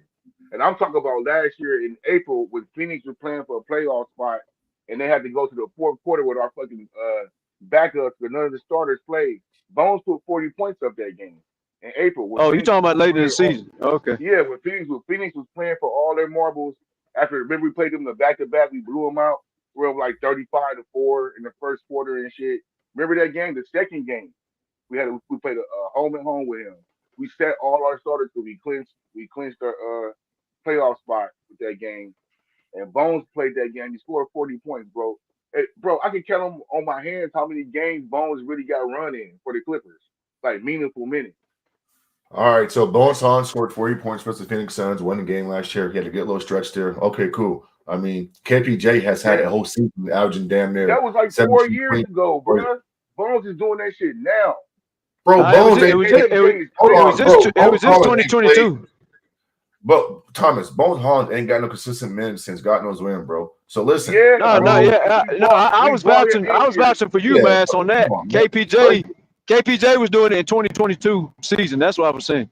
And listen, man. There's a lot to change. Now listen, I think Ty Lue is being stubborn with Bones Holland because I think he's a young, healthy, fast-footed, speedy guard who can get up and down and make plays. I'm not arguing that. Like, I like his motor, but something's going on behind the scenes or within that organization where he's just blackballed. And so it's more than basketball here. And so if you're a Clippers fan, listen, not to mention, you guys got, is it Chris Dunn? So Chris Dunn's taking his minutes too. Oh, and by the way, Chris Dunn plays elite defense. Chris Dunn I can tell you about the KPJ. I can tell you about the KPJ thing. It's y'all know Steve Ballmer's from Seattle, KPJ from Seattle, and his KPJ played basketball with his son. That's why Steve Ballmer picked up KPJ. Well, KPJ's got the better all around basketball talent. All around. All around. Now he's still beating rust off. But KPJ gets on the glass. KPJ gets his hands in the pass. I mean, even if that's so, can y'all hear me? Yeah. I mean, but you jumped over Bones. Man. You didn't even give him an opportunity. Bones should have been put in that second spot. Even if KPJ might have all those things, for you not even be playing for a whole year in the NBA, and you just jump on a new team and you get over the guy that's been there for 2 years, who's had good games in the postseason. Remember, he had like, I think 25 points in that playoff against the Suns. He had like 25 points in Game 3 in 2023 playoffs.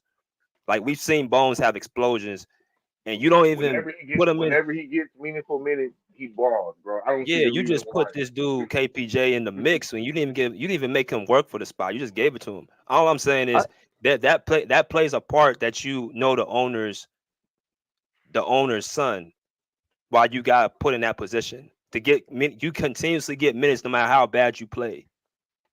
Even Amir only had one good game. The last game we won. Or what was that, Saturday against Spurs? That's the first game he played good all year. He been sucking, turning the ball over, shooting 1 or 2 shots. I like Amir. I like Amir's toughness, but Bones should have got some in the minutes, bro. He played 3 guards in the other time. Like, put the nigga who can score, especially in the second unit where we losing all these damn leads. Man, bro, we only lost 1 game. Only game we ever looked good in was probably the Monday night game, last Monday. Other than that, bro, we've been winning by 10 points in every game against contenders. So, like this nigga Ty Lue from sabotage shit again, man. I can agree. Bones should get some PT. I mean, I won't argue that. I think Van Gundy's the one that's throwing KPJ on the court, because Van Gundy's going to throw defense on the court before anything, which is what I want. But I don't run the team; they run the team, right? But I think Van Gundy's going to be the reason why KPJ's on the court, because KPJ might be missing shots here or there, but the motherfucker has had some good-ass defensive games as well. He's been passing the ball better, too, in a couple of games. But we need that scoring, bro. We can't have a bunch of niggas playing defense and passing the ball. We need a nigga who can put the dollars in the bank, man, in my opinion. We've been losing. Yeah, I mean, I won't argue y'all about Ty Lue. I would agree with you every time about Ty Lue shit. I don't like how he's handled the players. I don't like how Coffee started for Paul George or Kawhi. He had 17 points at halftime, led the fucking team in scoring, and the bitch only played 20 minutes. And I've said this 900 times on this panel. Everybody thinks I defend only certain players because they don't fucking listen. Coffee started the game. Any real Clipper fan knows exactly what game I'm talking about. BJ could probably put it on the screen. The bitch has 17 points at halftime. He led the team in scoring. And you look at the end of the game and he only played 20 minutes. You can't explain that shit.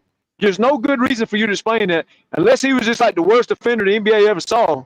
Why would you take the leading guy who's hot scoring in the first half off the fucking court and only play 20 minutes? That's my same knock that I just gave Ty Lue for what he did to Bones Highland. That's my same knock he been doing to Terrence Mann for the longest fucking time. Because at the end of the day, when Maxey comes out here and Maxey has 12 points in the first half and ain't not one of them motherfucking buckets on Terrence Mann, that's Terrence's job. Terrence's job ain't to go score the ball for Powell, go score for Zubac, go score for Harden. That ain't his fucking job. And their job ain't to go guard Tyrese Maxey for Terrence Mann. That's Terrence's job. But T-Man sees it opposite. Motherfucker be locking somebody up. Booker had 15 points the first game. Nobody said a word. Curry came out there. Bitch was 3 for 6 for the whole majority of the first half. I think he got hurt at some point, BJ said. But the bottom line is, if you only shot 6 times, then Terrence Mann did his fucking job. Because at the end of the day, if you ain't shooting the ball, I'm doing my job. Fuck if you shoot 1,000%. Bitch, if you scared to shoot it, I did my job. Last night, he put Max in a trick bag. He did his job. T-Man has one job to do. Anything extra is a bonus. But his number one job is to play defense. James Harden's number one job ain't to play defense. It's to fucking score and get assists. We all have a job to do. You do your job, don't worry about somebody else doing their job, and everything will fall where it's supposed to fucking fall. So I agree about Ty Lue. He fucked over Bones last year. He fucked over Coffee in comfortable games. He's fucked over T-Man 900 million times. I would never argue anybody who holds that man accountable. But that last night, he played the right matchups, and that's why I gave him his flowers in the beginning. Hey Thomas, a lot of what you just said, I can get on board with. I'll push back just a little bit. You know what I'm saying? I think in this new era, and what I'm about to say, in my opinion, is what's hurting a lot of these teams is that there are too many guys who you speak of who are just specialists and need to come and do their job. And this is basketball, right? Dribble, pass, and shoot, and play defense. And so Terrence Mann's job can't just be playing defense. His job needs to also be, when you get corner threes, you got to knock that shit down, right? When you can cut to the basket, you have to finish at the rim, right? James Harden, I need you to facilitate, make plays. I agree with you. But, oh, by the way, can you somewhat guard your man too just a little bit? And so, again, there's too many guys and too many teams who rely on specialists. And that's why teams like Boston, who got multiple guys who can dribble, pass, and shoot. Golden State Warriors, dribble, pass, and shoot. You know what I'm saying? And so, again, like, I don't like this narrative that guys are just specialists and I'm going to come in and do my job. No, you're a basketball player. And that's why I say Terrence Mann hasn't added nothing to his offensive game. And so if I can see it, I know for a fact Jeff Van Gundy can see it, and so can Ty Lue, and so can that coaching staff. You know what I'm saying? Like, listen. He can shoot, and he does. Listen, bro. Do you know what Ty Lue said? Hold on, Thomas. Chris Dunn can play, if not better. Chris Dunn for the Clippers. I got no problem with that. I got no problem with that. Chris Dunn can play the same defense that Terrence Mann can play, if not better, right? To me, he's better. No. And he's been knocking down shots. There's no way in hell that Chris Dunn should have came in and surpassed Terrence Mann offensive package. Terrence Mann to me should have already been on the level where he can create, dribble, pass, and shoot and be a consistent three-point shooter. And he just hasn't looking for Terrence Mann offensive game is nitpicking though, bro. Like Terrence Mann is the reason we lose these games. I can't hear you. I said looking for Terrence Mann's offensive game is nitpicking. He is the reason we lost these games. That's not what I said. Bro. But like finding Terrence Mann's offense, that seems a little bit nitpicky to me. What do you mean? Like, he's a basketball player. Negative. He has to make shots. Negative. Find the negative. So now I'm wrong for hold on. I'm wrong for asking an NBA player in Terrence Mann to in the offseason come back into the season and be better offensively. I'm wrong for saying that. He is better offensively. No, he's not better. He's better at what? He hasn't been taking the shots, bro. What is he better at then? What is he better at, bro, this season from last season? He's still catching a lob. He still can shoot the catch and shoot corner three. He still can do that shit. He's just not hitting it right now. He's not catching lobs like that. He's not catching lobs like that consistently. He's a lob again. And then let's look up Terrence's man 3-point percentage and see what he's doing, because you said he got better. How's his mid range?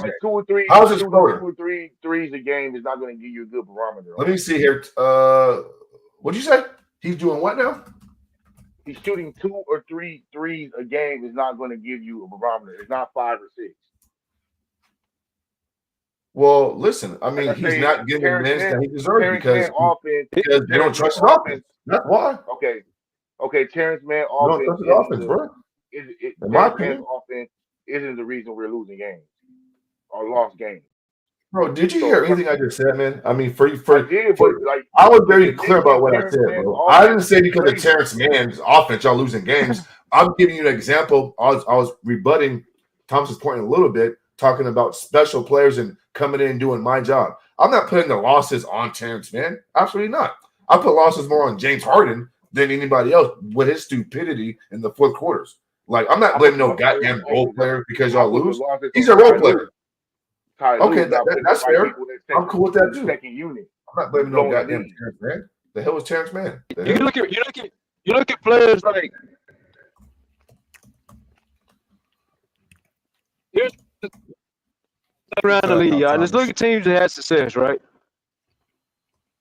You get it's cut now. You go now. I can hear you, Thomas. Go ahead, bro. I can hear you. Oh. Well, here's the thing. Now, let's look around the league, right? And let me finish all these examples before you jump one, sure. Right? So yeah. So I'm gonna name some teams that's had deep playoff runs, right? So the Heat done it. The Mavericks done it. The Lakers went to Western Conference Finals. Denver has guys who capable of knocking down shots sometimes, but more or less they're there to play defense. The Miami Heat have a couple guys whose only job is to space the floor and score the ball, like Duncan Robinson, Tyler Hero, and then you go to Golden State, you got like Draymond. A lot of people wanted him off the team because he would never score the ball, but Draymond is the reason they got championships. You know, one of the big reasons, not the only, obviously. Just last year, Derrick Jones Jr., they got to the finals because he was guarding all the top players and making them struggle. Now, sometimes he got beat, I understand. And then you got Minnesota. I forget Buddy's name, McDaniels. Now, he did eventually get kicked off a certain player because he couldn't guard him or was fouling him or whatever.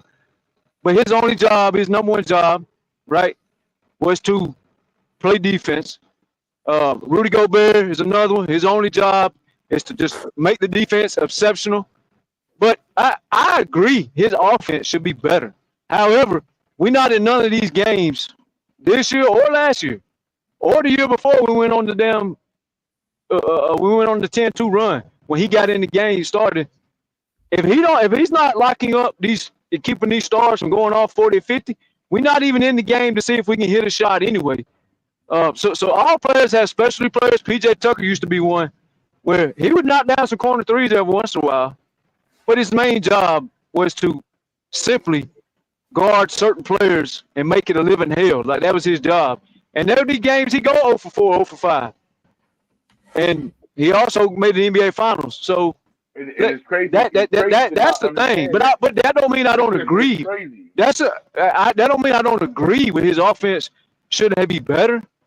All I said was his number one priority. As long as that don't fail, the Clippers will always have a chance to win. If that starts failing, then he immediately has to come off the court. But I got no problems with Chris Dunn who are you starting talking about? either, because I was talking about Terrence Mann. As long as he keeps doing his number one job, we will in the same sentence. Don't do that. You're not on the same level. Because yes, they are. He's better than McDaniels. Gets cooked a lot of times, gets demoted. No. McDaniels is the top five defender in the league. McDaniels ain't nothing. He got his ass demoted. Arguably the best wing defender in the league. He got ate up. He got demoted. And but what I'm saying is, was out there torching his ass. Hey, Maz, you hear this, Maz? Stop this. Yeah, but no, I'm telling the truth. He got his ass demoted. He's not a reliable 3-and-D, bro. McDaniels is an elite defender, bro.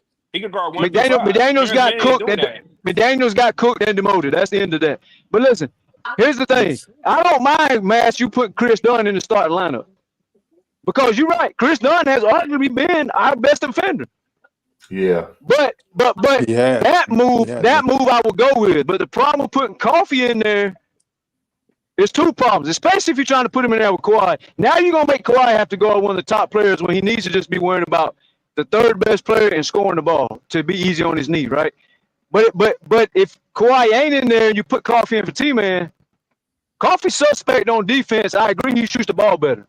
But Coffee's also the same guy who gave up 10 straight fucking points to Booker and KD the other night, which got him rolling. When T-Man came off the court, Booker scored 8 points in 60 seconds, and KD blew past him for a fucking layup. 10 points in 60 in a matter of a minute or two. So Mass is right. Coffee's defense has something that could be elevated. No, that nigga get cooked on defense. But in his defense though, Mass, he's 6'7". He's 6'7". He's not going to squat. He's not going to squat to the floor. Like a Drew Holiday, like a fucking Alex Crusoe. He's not gonna get down there. McDaniels, bro. Don't ever do that. Man, he's better than McDaniels. McDaniels got his ass fucking cooked. Fuck McDaniels. Let me go to OC real quick. Go watch the playoffs. He got demoted. I'm gonna let y'all finish. I'm going to OC. What's good, OC? Salute y'all, man. What's up? What's the good, topic? OC? What's good with y'all? Last night game. So What's Well, the topic? I agree with I kind of agree with he's saying Terrence Mann is on the same level as McDaniels. Hold on, Hold y'all. on, man. Hold on. Man. OC's Luka ran McDaniels off the fucking court. T-Man locked. Go ahead, OC. But yeah, I kind of agree with Thomas and Maz. Like, yes, T-Man is one of our best defenders, and he does do his job on defense. But to what Maz is saying, like, he should have worked on some of his game where he can be more consistent. Like, he can go for spurts. We need those spurts. He does the little things on the court that don't show up in the stat sheets. Like, he does a lot for this team, yes. But he got to be more confident on that court. That's why he gets took out in late game situations because he ain't shooting the ball with confidence. And that's what's all the biggest problem with him is the confidence. Like, he can hit those threes, but he don't shoot them with confidence. When he does shoot them with confidence, he knocks them down. Like, he got to work on that. That's mental shit. You know what I mean? So it's like, I understand why Ty Lue takes him out in certain situations, but he been fucking over T-Man so long. It's like, man, come on, man. Like, you know what I mean? Like, by this time, you should have learned what's getting you drawback from Ty Lue and work on those things. So that's why I'm at with it.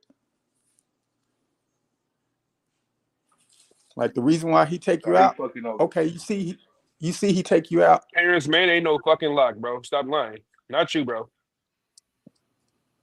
Yeah, I never said he was a lock. No, not you, OC. That's why I said not you.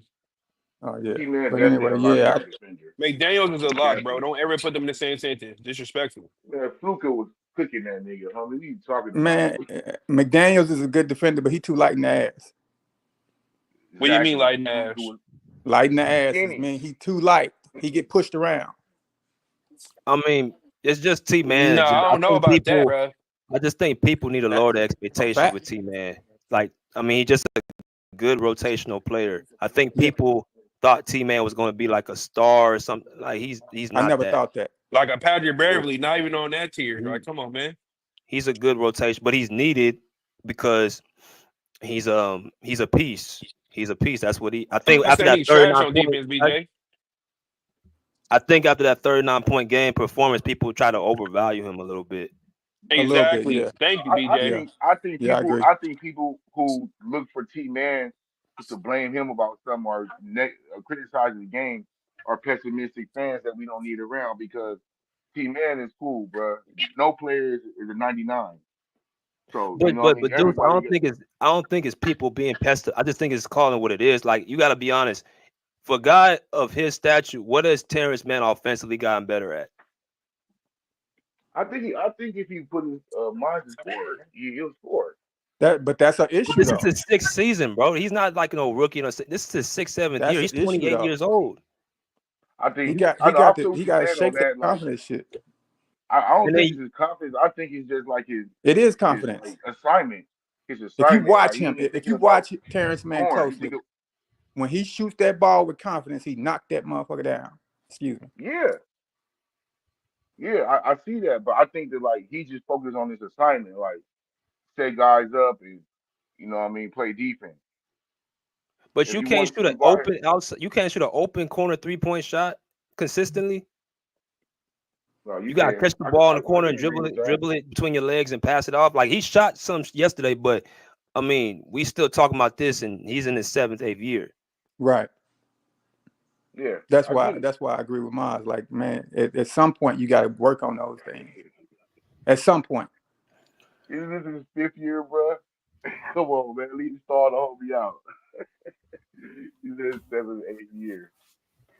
Wait, hold on. How old When is is he he, supposed to man? work on it then? He's 28 years old. I know he can't. He got drafted. He stayed in college long. I mean, So? shit, you staying all 4 years. Your ass should be developed. Right. And he's a coach's You're son, proving his too. point, man. You 4 And years he's in a coach. college, bro. You ain't developed. Man, I There feel ain't no you. excuses I for feel you on T-Man, that. man. Come I'm on, sorry. Deuce. Nah, man. I've I'm been not in giving him T-Man that corner pass. for the longest. I've been in T-Man corner for the longest. There ain't no excuses at this point. And I So you think guys Ty think much Coffee should be more aggressive? Offensively, there's no doubt. He needs to shoot the ball better. But at the end of the day, the Clippers' success is riding on him holding up stars so they can't get off. I agree with That that. he does. I agree with that. But I I agree with that. also got no problem. I got no problem with starting Chris Dunn because Chris Dunn has arguably been our best defender all year long.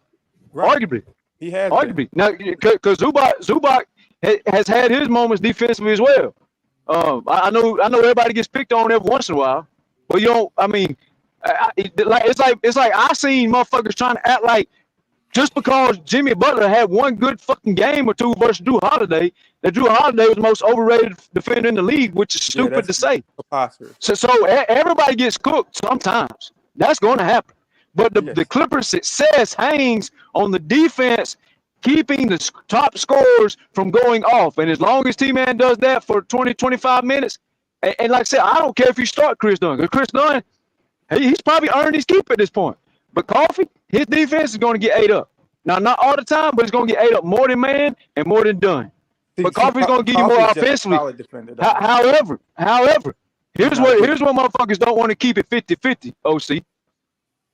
Coffee was fucking garbage in the playoffs offensively, and he was having a bad last month of the season.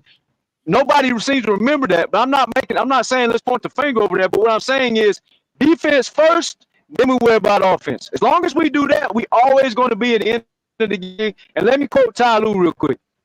Ty Lue said it before Terrence Mann said it. Terrence Mann said, the coaches are not telling me to score the ball. They're not telling me to be aggressive. They're telling me to do what I need to do, and I'm doing exactly what they asked me to do, and Ty Lue co-signed that. Ty Lue said, I ain't worried about that man scoring. What we need him to do, he's doing it, and he's having a great year. That's coming from the coach. So y'all don't want me to criticize Ty Lue, but when Ty Lue agrees with me, what y'all going to do now?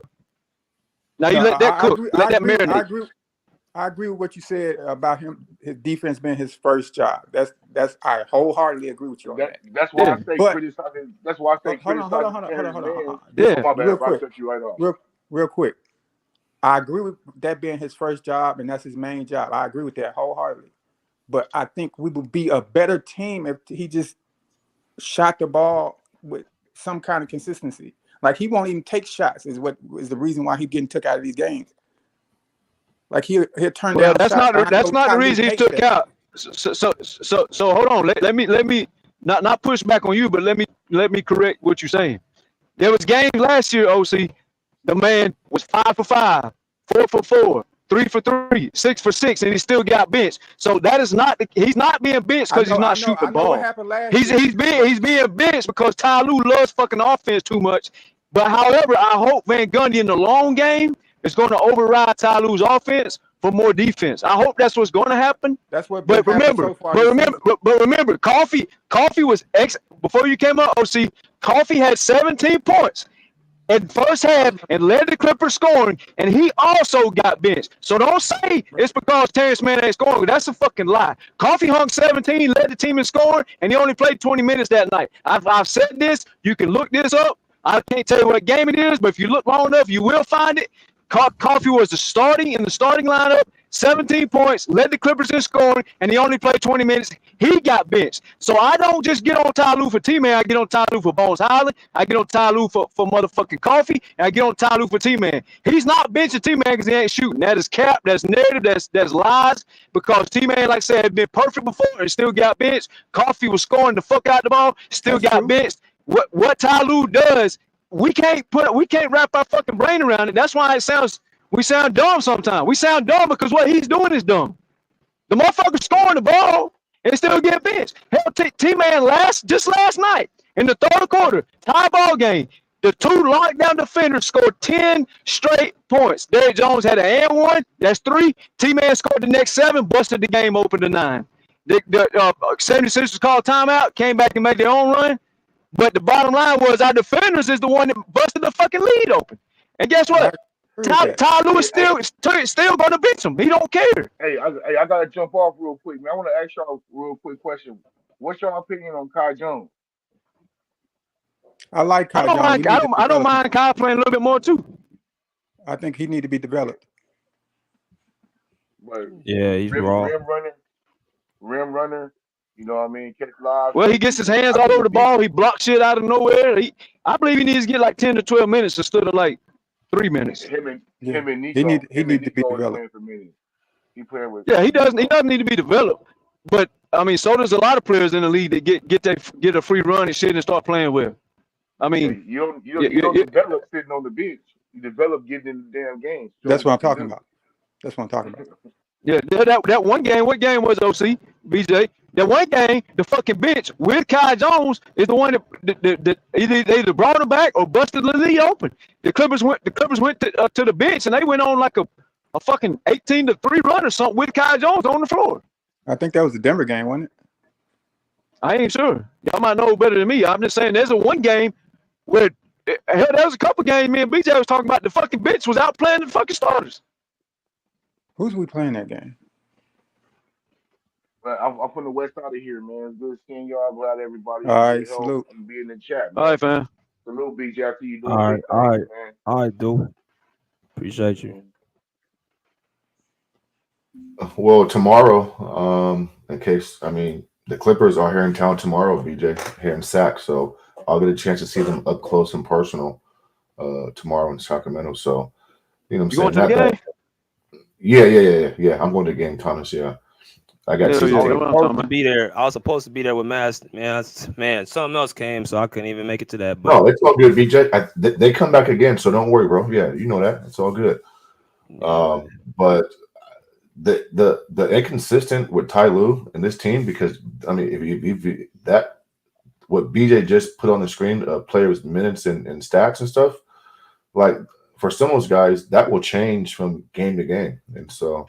I know we're getting on guys like T-Man, and rightfully so, but I can't put it all on him. I mean, he hasn't got the minutes consistently that he deserves, and it just makes it tough when you make offseason moves and you bring in guys like Chris Dunn, which I'm not knocking. It's just you're always going to reset the rotation, because if you bring in a guy like Chris Dunn who is on that level, I mean, how can you not play him?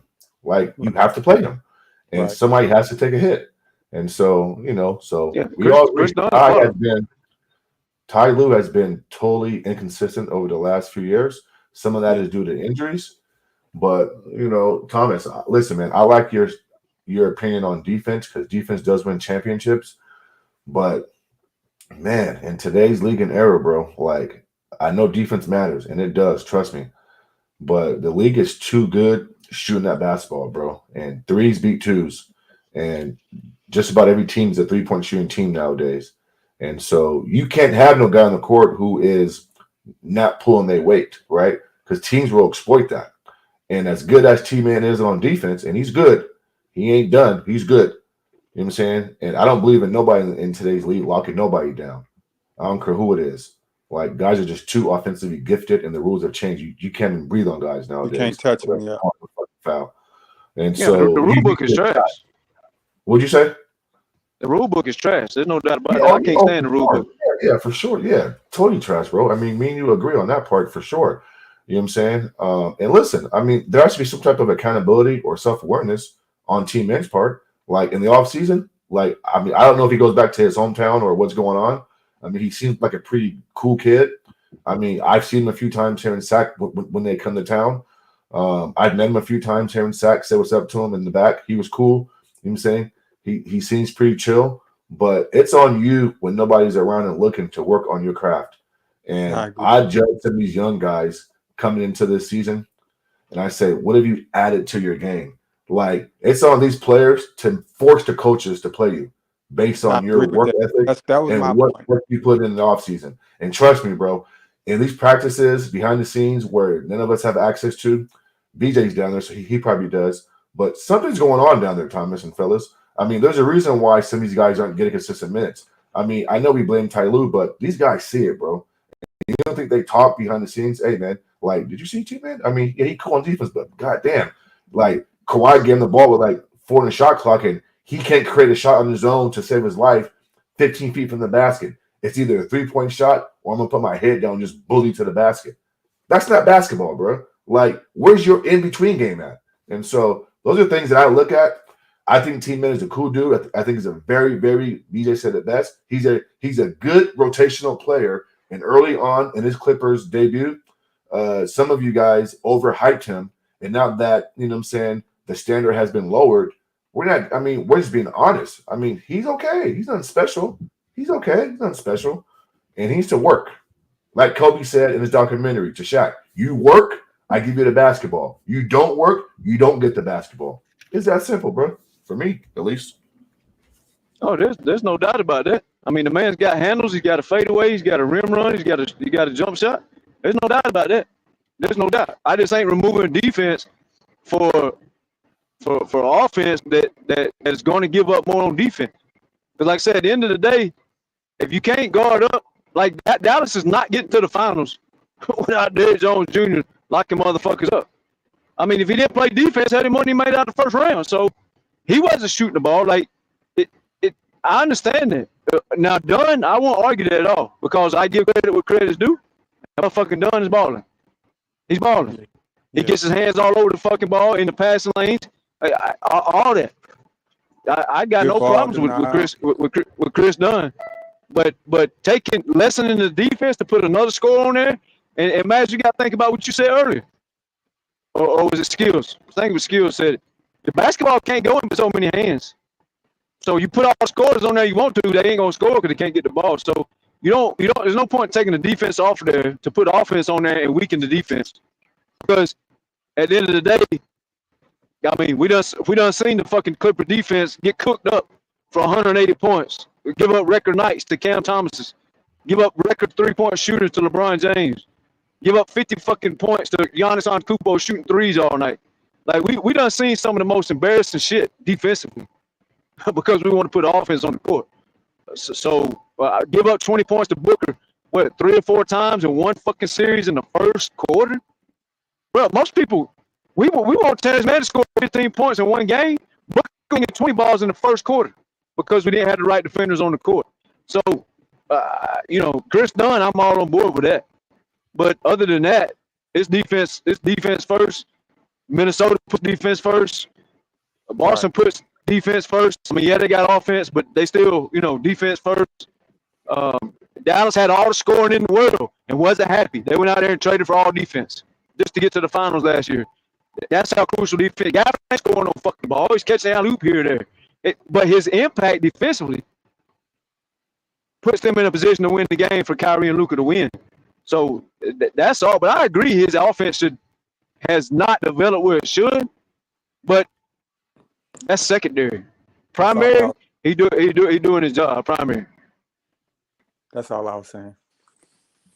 Yeah, I got no problems with that, man. I start Chris Dunn tomorrow. I'm on LC. You've been around this panel long enough. I've said before. Motherfuckers like, oh, you think Terrence Mann this and that? No. I would trade Terrence Mann for Drew Holiday. I would trade Terrence Mann for OJ Anunoby. I would trade Terrence Mann for Alex Caruso. There's defenders out here I would trade the man for. I'm just speaking on the Clippers roster. You're going to put Eric Gordon's, Westbrook's, Reggie Jackson's, old-ass Morris's, John Wall's. You're going to put these guys over Terrence Mann when we clearly getting fucking cooked? No. Fuck no. Fuck no. But trade him for a better defender? I'm all on board. But if this is what we're rolling with, this is what we're rolling with. We got to use what we can for our best. If we don't guard nobody, it ain't gonna matter how many fucking points James Harden scored. It ain't gonna matter how many Zubac scored. Powell can go fucking 20 for 20 and have 50 points and still lose. I mean, hell, Kobe hung 80 and still almost lost the fucking game. Or maybe he did lose. I can't remember. But No, they won. that just shows you right there. You have all the offense you want, man. If you ain't gonna guard nobody, that shit ain't gonna matter. That's my only thing. But like I said, it ain't a Terrence Mann thing, man. Ty Lue shits on coffee. He shit on bones. Hell, there's times last year I told y'all this a million times. Paul George was on pace early in the season about 4 times. OC, Miles, BJ, y'all watch this shit. Paul George was on pace for 50 balls, 60 balls. But nah, Ty Lue want to pull him out, put him on the bench for no good reason. Man, let the fucking stars eat, man. They want to get 50 and 60 sometimes in their life. They don't want to have a good quarter and get benched. But what did Ty Lue do? Bench him. Kawhi did the same thing. Kawhi be on pace for a 40 or 50 ball. Nah, take him out of the game. His rotations will make you scratch your head. Yeah, sometimes, man, Ty Lue that's why I bench so much. It don't make no fucking sense. But last night, that somebody put the matchups where the matchup was supposed to be at. He deserved flowers for one night. I give it to him. Yeah. Yeah, he did. But you know, like I said, don't tell me you put coffee in there is gonna make you think better. Because if somebody shitted on coffee, coffee was the leading scorer of the game. Shitted on him. 17 points in the first half, and that bitch only played 20 minutes. Man, what are we doing? So you think putting that's gonna change it? That ain't gonna change shit. Because he gonna shit on coffee too. And Coffee is just a solid defender. He's not a good defender. Yeah. He got blown by last night. Oubre took his ass straight to the rack. Blew past him. He's solid, but he ain't fucking Chris Dunn, Terrence Mann. Even Batum's a better defender than fucking Coffee. Absolutely. DJ's definitely a better defender. I mean, there's 4 guys better defender than him. You know? Yeah, with Derrick Jones over there shooting 0 for 5, but locking up superstars, and Dallas was winning, then nobody say a word. The minute Dallas would lose one game, they want to blame Derrick Jones Jr. I mean, you know what I'm saying? Like, what are we doing?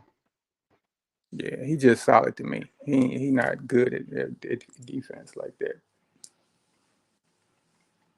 How you feel about Phoenix or Golden State? Who's more impressive to you right now? Phoenix or who? Golden State. Golden State. Golden State's more impressive to me so far. I think Phoenix is a myth. Yeah, I'm surprised Golden State kept winning games. Even when Curry went out, they win the game. Yeah. I think Phoenix is kind of, I don't know, they just they don't play a good enough defense for me. Like they'll play defense in spurts here and there, but then I guess they got too many soft players on their team. I say that. No, I agree with that. They need a dog over there. Yeah, they need somebody just get in there and throw a couple elbows and shit.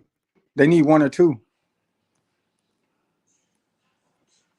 Yeah, but I think at least with Golden State, you still got some kind of championship DNA still there, and those young pieces that they got. I like the young pieces that they got. Like I like Pod. I like of course I like Gary Payton Jr.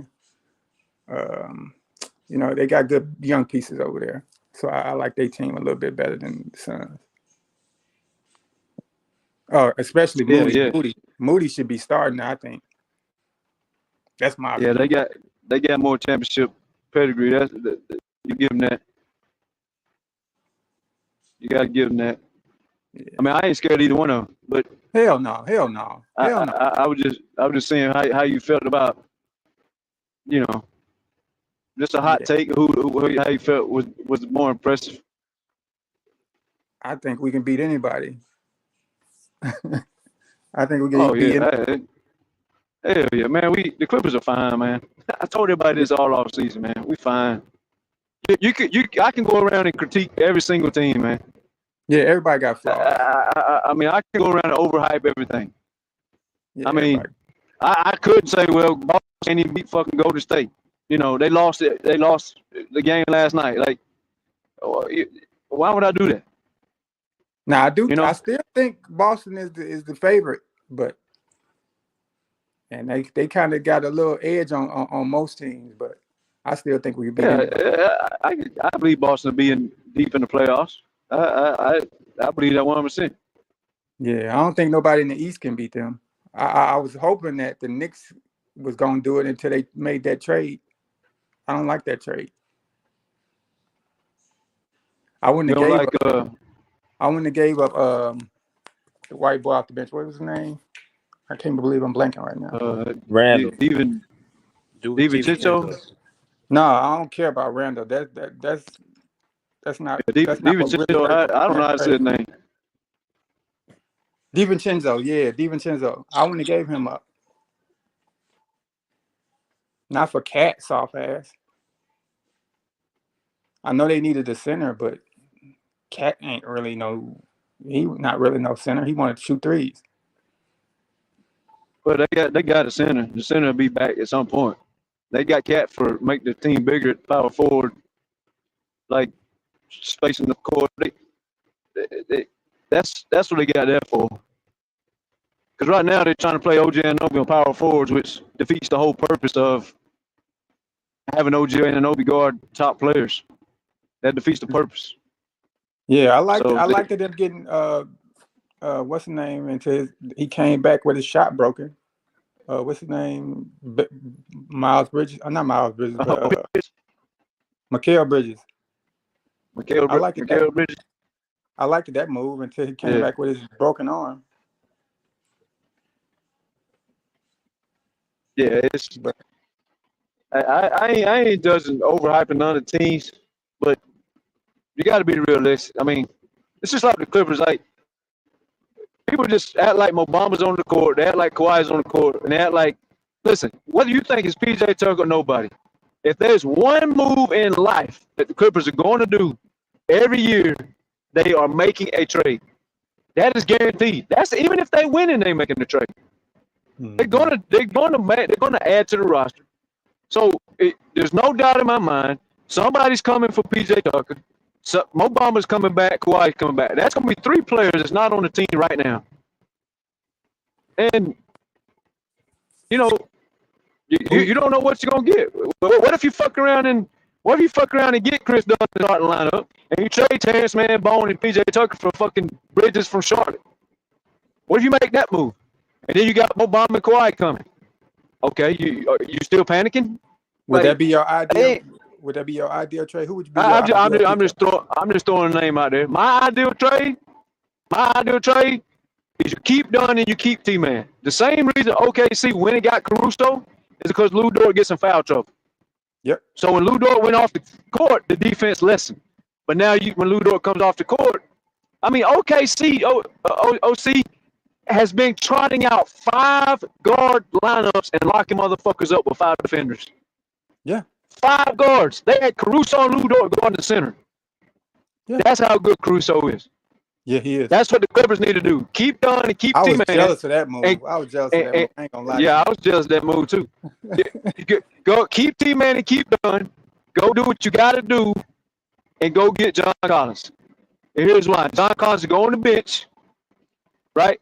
He can defend. He can shoot the ball. He's going to rebound the hell out the ball.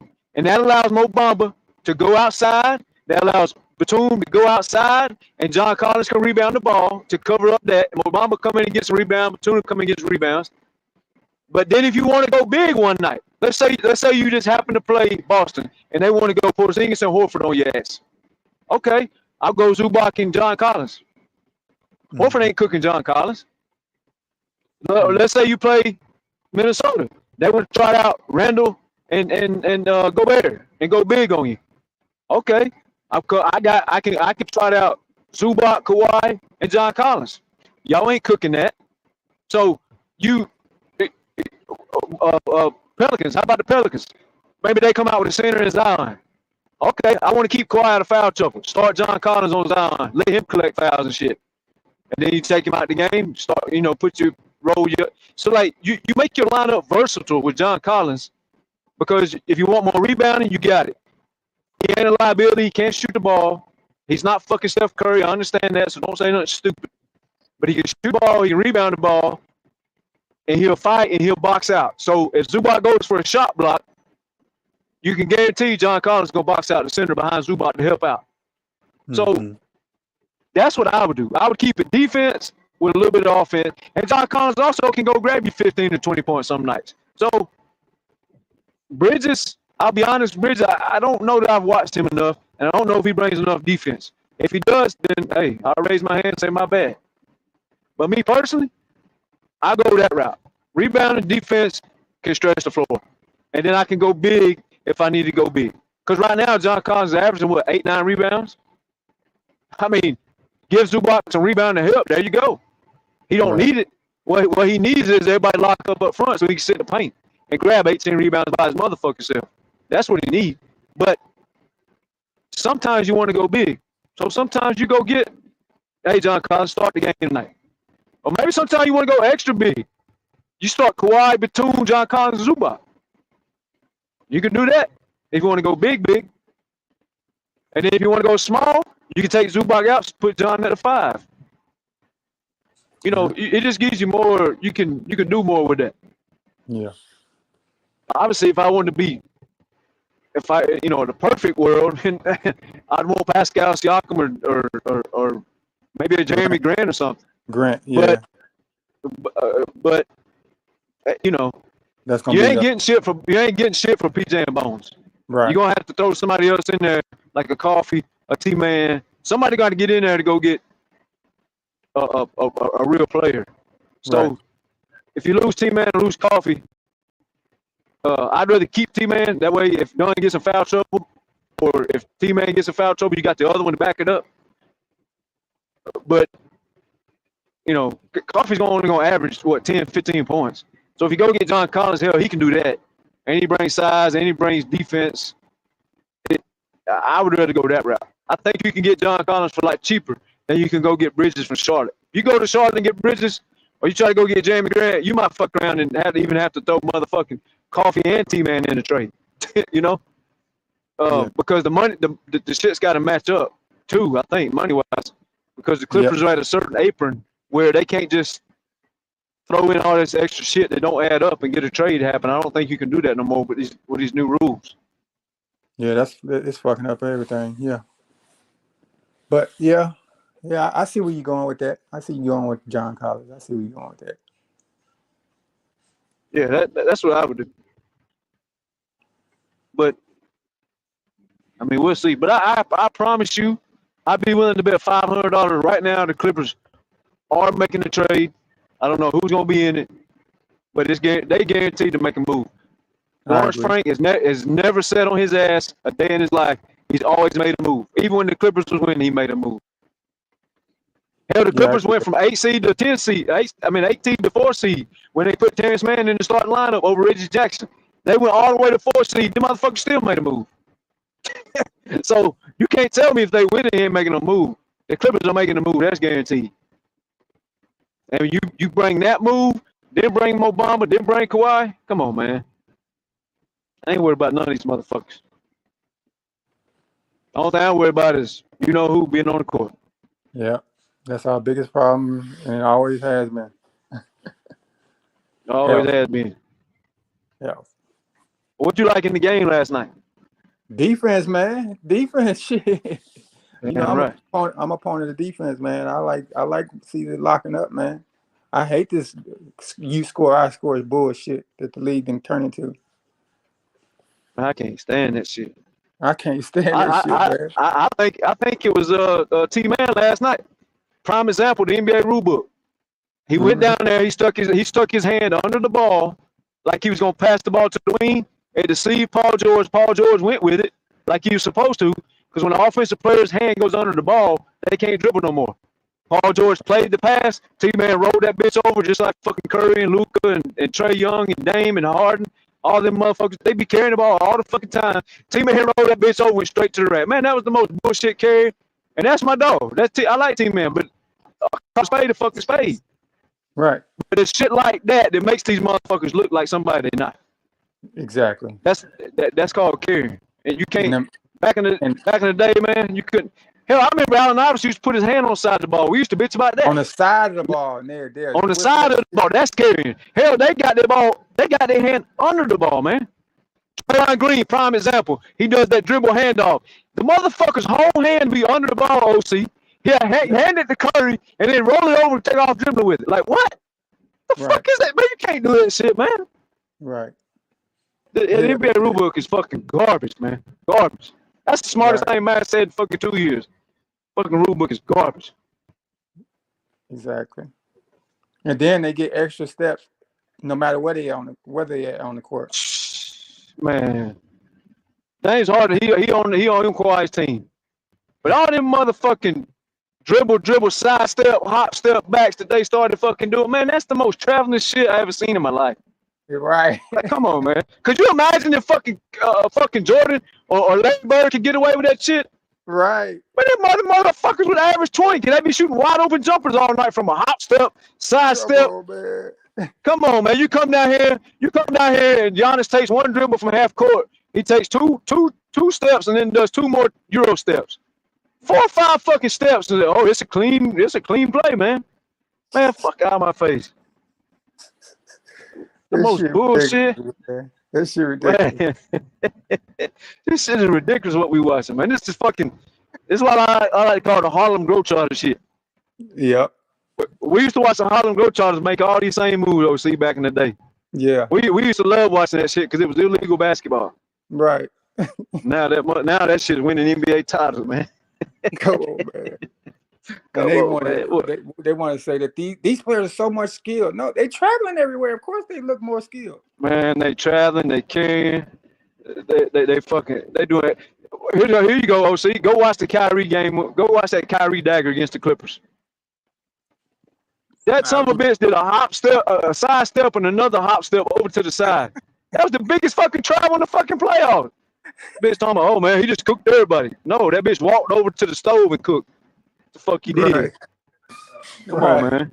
What the fuck we doing? That was the biggest traveling shit I ever seen. That shit crazy. Somebody said Kawhi even traveled with the Raptors versus the 76ers. I need to go back and rewatch it. But somebody said that was similar to what Kyrie did. I don't recall it being that, but maybe I need to go rewatch it and see. But I know for a fact, fucking Kyrie traveled on. You know what I'm talking about, right? The dagger shot. Yeah. He got an extra. That man, that was the most traveling shit ever. That should have been Clipper ball, man. Fuck out of here. Yeah. But that ain't why they lost. I mean, they lost because, they lost for other reasons. But chokers.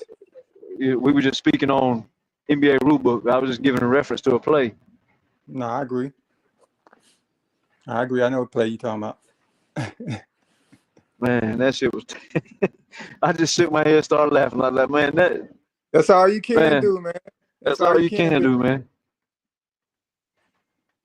I really want to blame Manu Ginobili for this shit. Ain't he the one that started the fucking Euro bullshit? He the one popularized it. Yeah, for sure. Yeah. I don't think his was as bad as these guys now, though, was? Absolutely not. Absolutely not. And I remember watching Giannis, that motherfucker.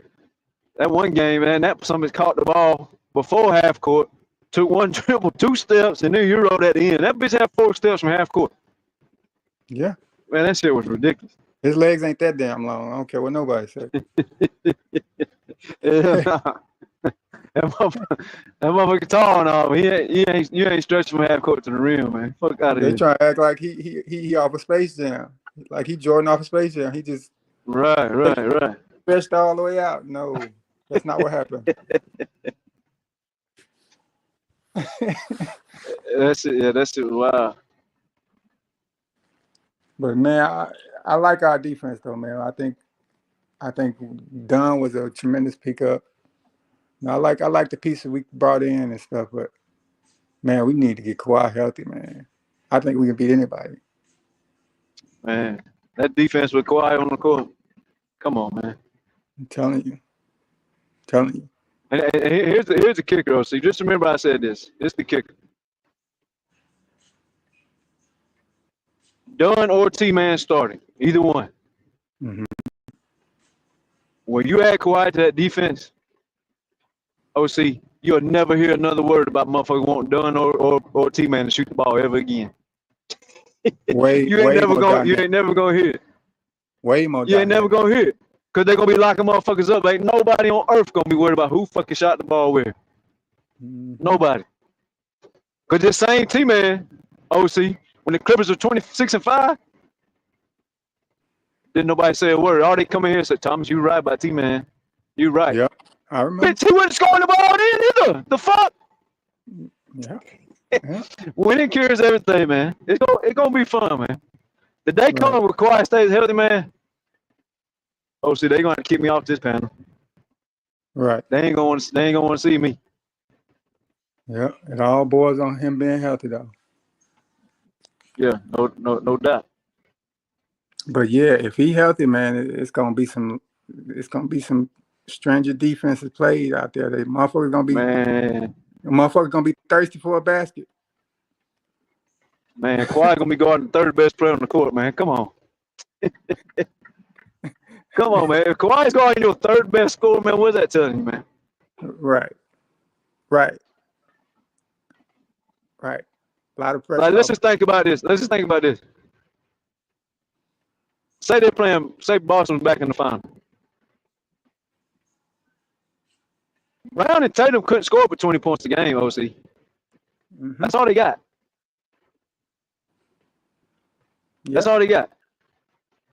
And T-Man and Kawhi is way better than Dallas's second best defender.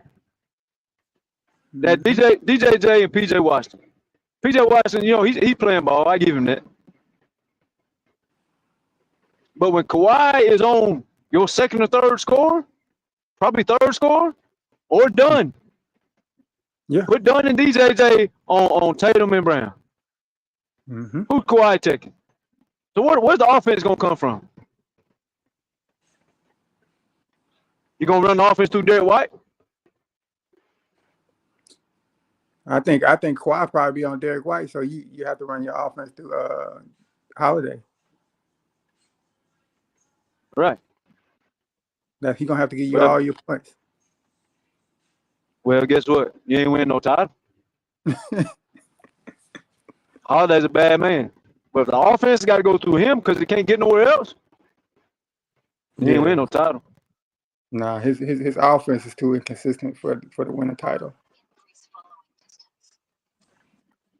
But you to win a title with it. And then whatever you bring off your bench, got to go face either Dunn or Terrence Mann starting. The others on the bench with Batum and Coffee. Yep. And KPJ. That's what your bench got to face. Yeah. Come on, man. Yeah. Clipper Nations need to calm down, man. Calm down. Weather the storm. Yep. I agree. Let's see how this play out. I'm not panicking. I'm down the ride. The biggest test, I believe, be it down OKC. Yeah, I agree with that. Because they so young and athletic. But then again, like, I mean, at the end of the day, OC, worst case scenario, SGA got to see Kawhi on defense. Are you confident in that? Hell no, I'm not confident in that. That's what I'm saying. Worst case scenario. Because, see, I wouldn't put Kawhi on no prime score in the regular season. But in the postseason, if he's playing, yeah, he gonna want to do that anyway. Are you gonna try SGA out there? Especially if SGA go to cooking any of our other defenders, he gonna want to take that challenge anyway. That's who he is. Yeah. Yeah, they just cut the fucking head of the snake off right there. That's how you handle that business. Yeah, that's who he is as a person. So he gonna be like, man, if they can't get it done, I'll take it over. But if they can get it done, that takes a lot of pressure off of him. And I think Dunn can do a good enough job that we could squeeze past him if we fully healthy. I mean, T-Man had SGA struggling last year. Right. I mean, I'll give you a prime example game. It wasn't the SGA game, but I'm gonna give you a game just to make an example out of it. Ja Morant had 28 points. You want me to tell you what his stat line was? He was 11 for 28. You know how many turnovers he had? 8. If T-Man can take Ja Morant and turn it into 11 for 28 with 8 turnovers, why in the fuck would I start Amir Coffee, man? Yeah. Why would I do that stupid shit? Yeah.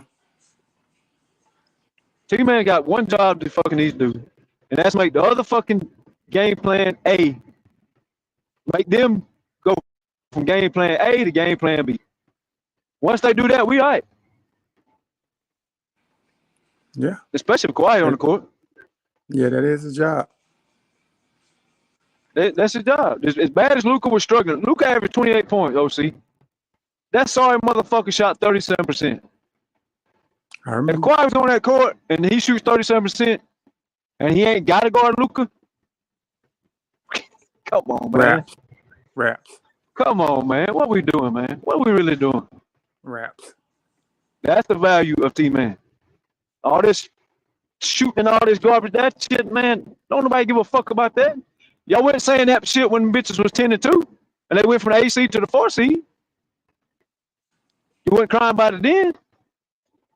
When they was 26-5 last year, whatever they run that was, you weren't crying about it then. He wasn't scoring the ball like that. You just gotta have something to bitch about, that's all. So let's bitch.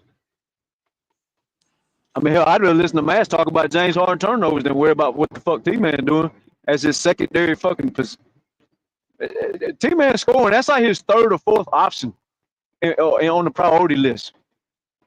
Rebounding, but that's another thing, OC. If Coffee starts, rebounding goes out the window from that position. He ain't rebounding shit. T-Man gonna always get offensive rebounds. He gonna always grab a defensive board here or there. Like, him scoring the ball is intangibles too. Like he hustles his ass out too. Yeah.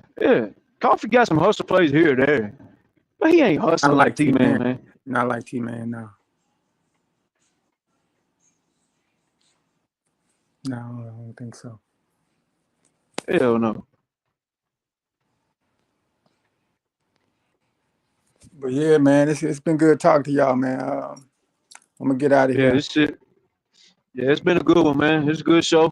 Good talking to you, OC. Yeah, I'll keep it up, brother. Yeah. We'll see y'all in a couple days or the next show, whatever. For sure.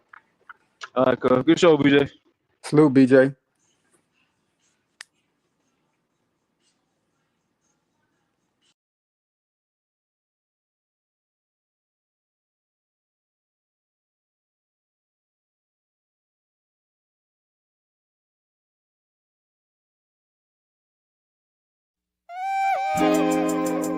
I'm feeling good, feeling alright tonight. I'm feeling good now. Yeah, it's all good in the neighborhood, homie. Yeah, feeling right. I feel good, I feel alright. Cruising through my neighborhood on a warm summer night. I feel good. That's right, I feel good now. Summer night. Summer days just sitting around, but when the sun goes down, I'll be ready to party. Like them summer nights. Keep the top on drop. All the girls looking hot. Hit the photo and we just don't stop. Party until the morning light. Ain't nothing like them summer nights. I just kicked it at home. I polished up the chrome. Called the Ruka on the phone. Let her know I'm home alone. It's 7:30 and the sun's going down. It's a summer night and the fun's going down. I pick her up and she looks all dolled up. Sitting passenger in my rag and Paula. Yeah, I let her know that she looks beautiful to me. The world's an ugly place, but she is such a sight to see. The kind of woman that would put up a fight for me. The kind that wants to spend the summer nights with me. The temp was 80 and I'm cruising with my lady. Playing some Rafi Bagan, ooh baby, baby. I see my homeboys and the cruising in the ride. With their ladies sitting by their side. People think we look crazy, but I think we look classy. But then again, that's only if you ask me. Summer days just sitting around, but when the sun goes down, I'll be ready to party. Ain't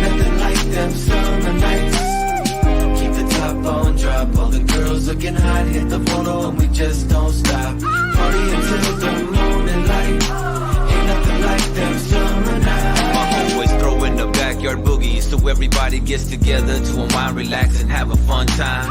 The DJ spinning, so I grab the mic and be like, ain't nothing like them summer nights. The party's packed with beautiful women and the gang of the homies that wanna get with them. And they'll say anything just to hit them. And it's usually a nice summer night when they did them. I don't know, it must be something in the air. Can't help but have a good time because the feeling is there. To some people, the feeling is rare. They're at the past saying, God damn, I wish I was there. To have a drink, have a token, hook up with someone fine, but the kind that looks up. Gotta keep some pisto in the cup. Party until the sun comes up, but we give up. Summer days just sitting around, but when the sun goes down, I'll be ready to party. Ain't nothing like them summer nights. Keep the top on drop, all the girls looking hot, hit the photo and we just don't stop. Party until the morning light. Ain't nothing like them summer nights. Them summer nights can keep a smile on your face. Gotta try to have a good time with your life, otherwise it's just a waste.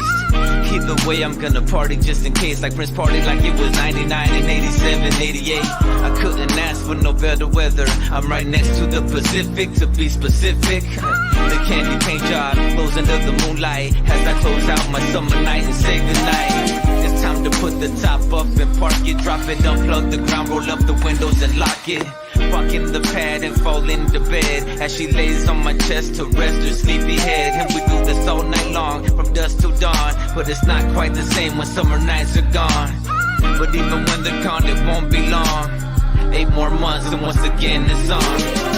Summer days just sitting around, but when the sun goes down, I'll be ready to party.